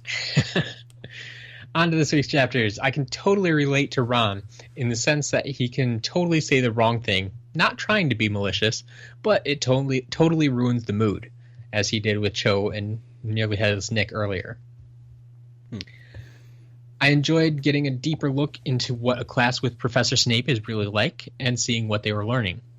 Snape, of course, is terrible, but it was pretty impressive for him to just look at the potion and see what was wrong with it. Yeah, I agree. Good. Not a fan of this mood that Harry is in. He's a little nasty. I agree that Ron and Hermione need to stop arguing, but more so that Harry needs to stop taking his anger out on them. He has a lot going on. I'm starting to get over the whole, angsty teenager stuff and just realize that, like, there's a lot of weight on Harry's shoulders at this point. Yep. Tons. I give him full passes on everything. It was a little weird to see a different side of Professor McGonagall, and I'm a little nervous about her warning to Harry. See how it plays out. Yeah. Hermione threatening to tell Mrs. Weasley about the twins would be a much better way of handling them than trying to give them detention or anything. Very smart move by Hermione. I'm getting a little stressed out with all the homework they're getting, and I'm just reading the story. Yeah, I would not be looking forward to that either. Yeah. We have a Bowtruckle reference. I'm sure this alone made the reading great for Josh. Yeah, definitely. The people know you. On top of all the other wonderful things about Luna, there's something so sweet and innocent about her when she tells Harry that she believes him. Yeah. That detention was messed up. It's so not okay to want to use magic in her class or to think they could get attacked, but it's okay to give detention that slices a student's hand open? He needs to tell somebody. He needs to, but I understand why he's not. Yep. Finally, super happy that Ron is the new keeper. Hopefully being on the same team as Harry will bring out the best in him. Yeah, I hope so too. I'm excited. It's probably the one thing I'm looking forward to in this book now. Oh, and he did write in a second email quick here that I did get a reply from a few other people from different various avenues. There's email here. I think I got something on Twitter and maybe even something in our Slack chat. We were wondering last week about it mentioned that Luna had been mentioned in the previous book. Oh, right. Yeah. So we figured out what this was. It wasn't Luna specifically, but it was the Lovegoods. Mm-hmm. That they were at... they were supposed to meet them at the Portkey going to the World Cup. Yep. But didn't actually end up coming. So yeah. I saw someone tweeted us at... Yes. about that, so... So thank you to everybody who sent that in and answered that for us. It's why we have you guys here. Absolutely. We can only remember so much. Matt has a whole mess of things to worry about when it comes to keeping me on track, so... All right. Next email from our headmistress, Mel B. What's up, Mel B? Says, hi, guys. So this week we crossed the exact halfway point of the Harry Potter series. Jeez. That's... In chapter depressing. 12, the quote, I never remember my dreams, says Ron. You say one. You must remember one of them, said Harry impatiently. He was not going to share his dreams with anyone. That is apparently the halfway point of the entire series. That's interesting. So she says, congratulations, Josh. I really want to say halfway out of the dark, but let's be honest, we're only just entering the darkness of this world. That's really true. Wow, that's very poetic. Depressing. Speaking of darkness, Umbridge. You know that she is going to be hell when she makes a class of 15 and 16-year-olds chant, "Good afternoon, Professor Umbridge." I hated teachers like that when I was in school, and of course her theory-based defense against dark arts curriculum is rubbish. How dare she insult Lupin? Have a Biscuit, Potter is one of the favorite and most beloved scenes by so many fans. Is it really? It's it's quite yeah. People do quote that a lot. I believe there's a number of memes out there about it too. That's funny. It's like I said, it's so, it kind of jumps out of character. It feels like it's out of character. Yeah.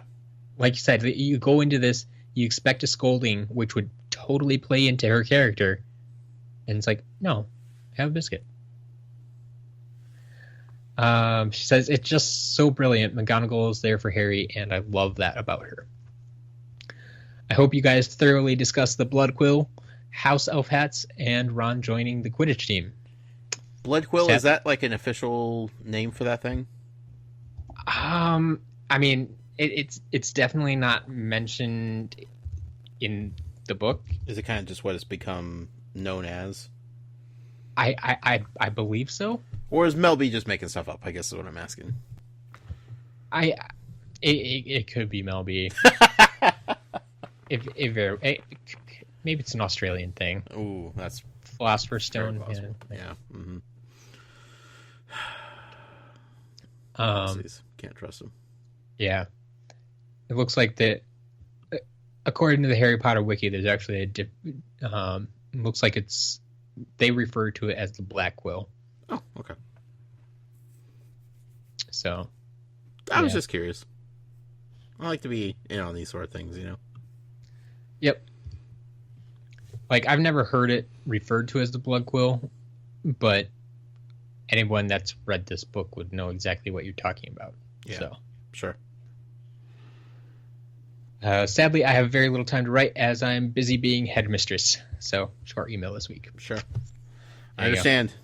Do your duties. Got a lot of things going on. All right. Final email then from our dear friend, Tari Alex. Hi, Alex. Says, Dear Josh and Matt, well, I just got home from my honeymoon. Congratulations. With enough time to sit down for some reading and writing an email. Incidentally, they had a Harry Potter trivia game on the cruise, which I easily would have won if they hadn't started before the scheduled time. Oh, well. What? Yeah, that sucks. Wow. Maybe your watch is broken, Alex. Get a time turner. So on to this week's reading. Wowie. I knew some listeners already hinted at or outright said how much they dislike Umbridge, but here we finally get to see why. Yeah. Last book, I made it pretty clear how much I dislike Rita Skeeter. My dislike for her is only a fraction of my dislike for Delores Umbridge. Sure. And we've only reached the tip of the iceberg of her despicableness. But more on that later. I made a connection while reading these chapters that I feel I've always been vaguely aware of, but never had fully put together before. Umbridge is basically a character from 1984. Referencing, of course, the book. Okay. She is the evil pawn of a corrupt government that intentionally spreads lies and tries to convince others that know the truth that they are, in fact, liars. In other words, she's just the worst.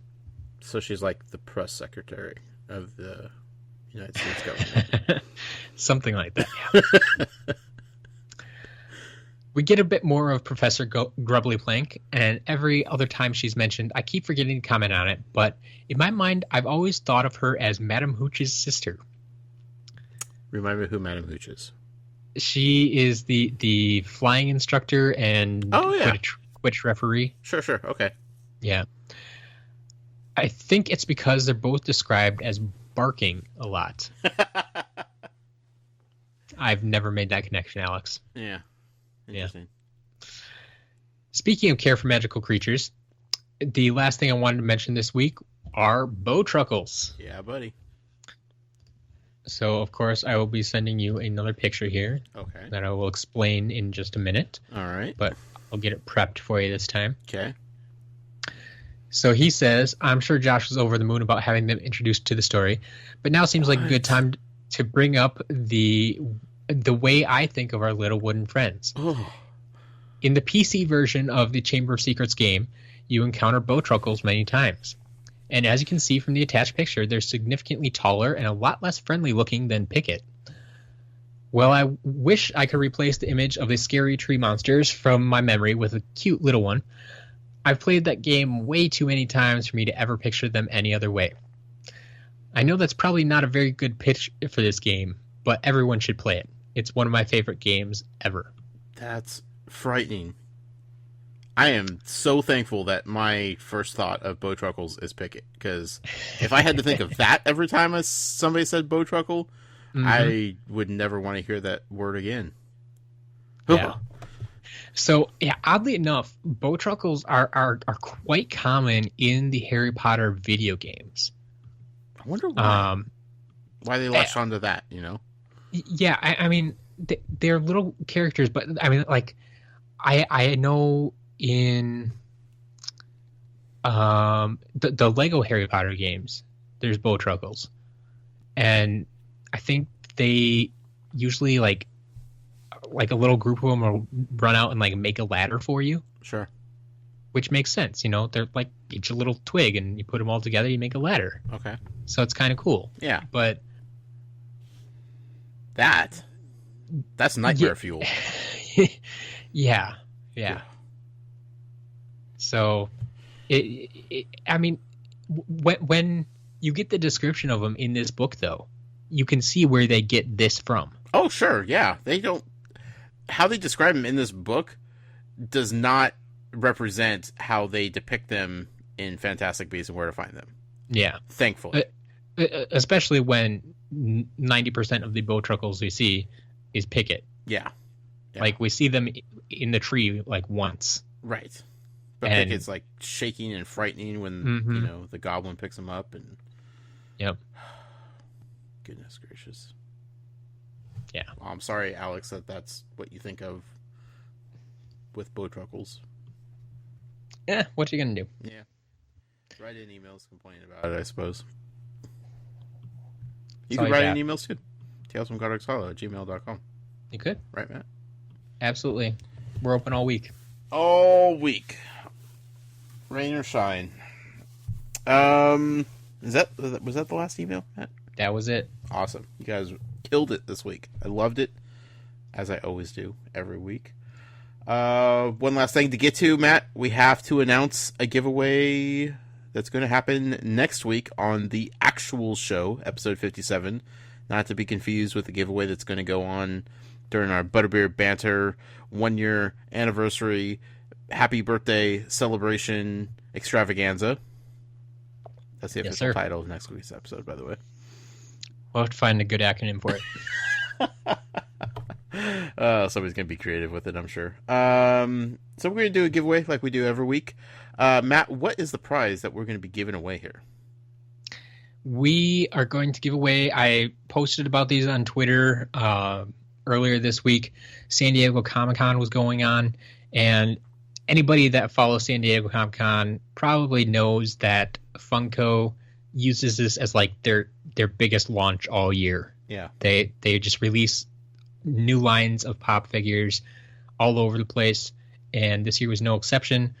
It included actually 2 Harry Potter exclusives and 1 from Fantastic Beasts.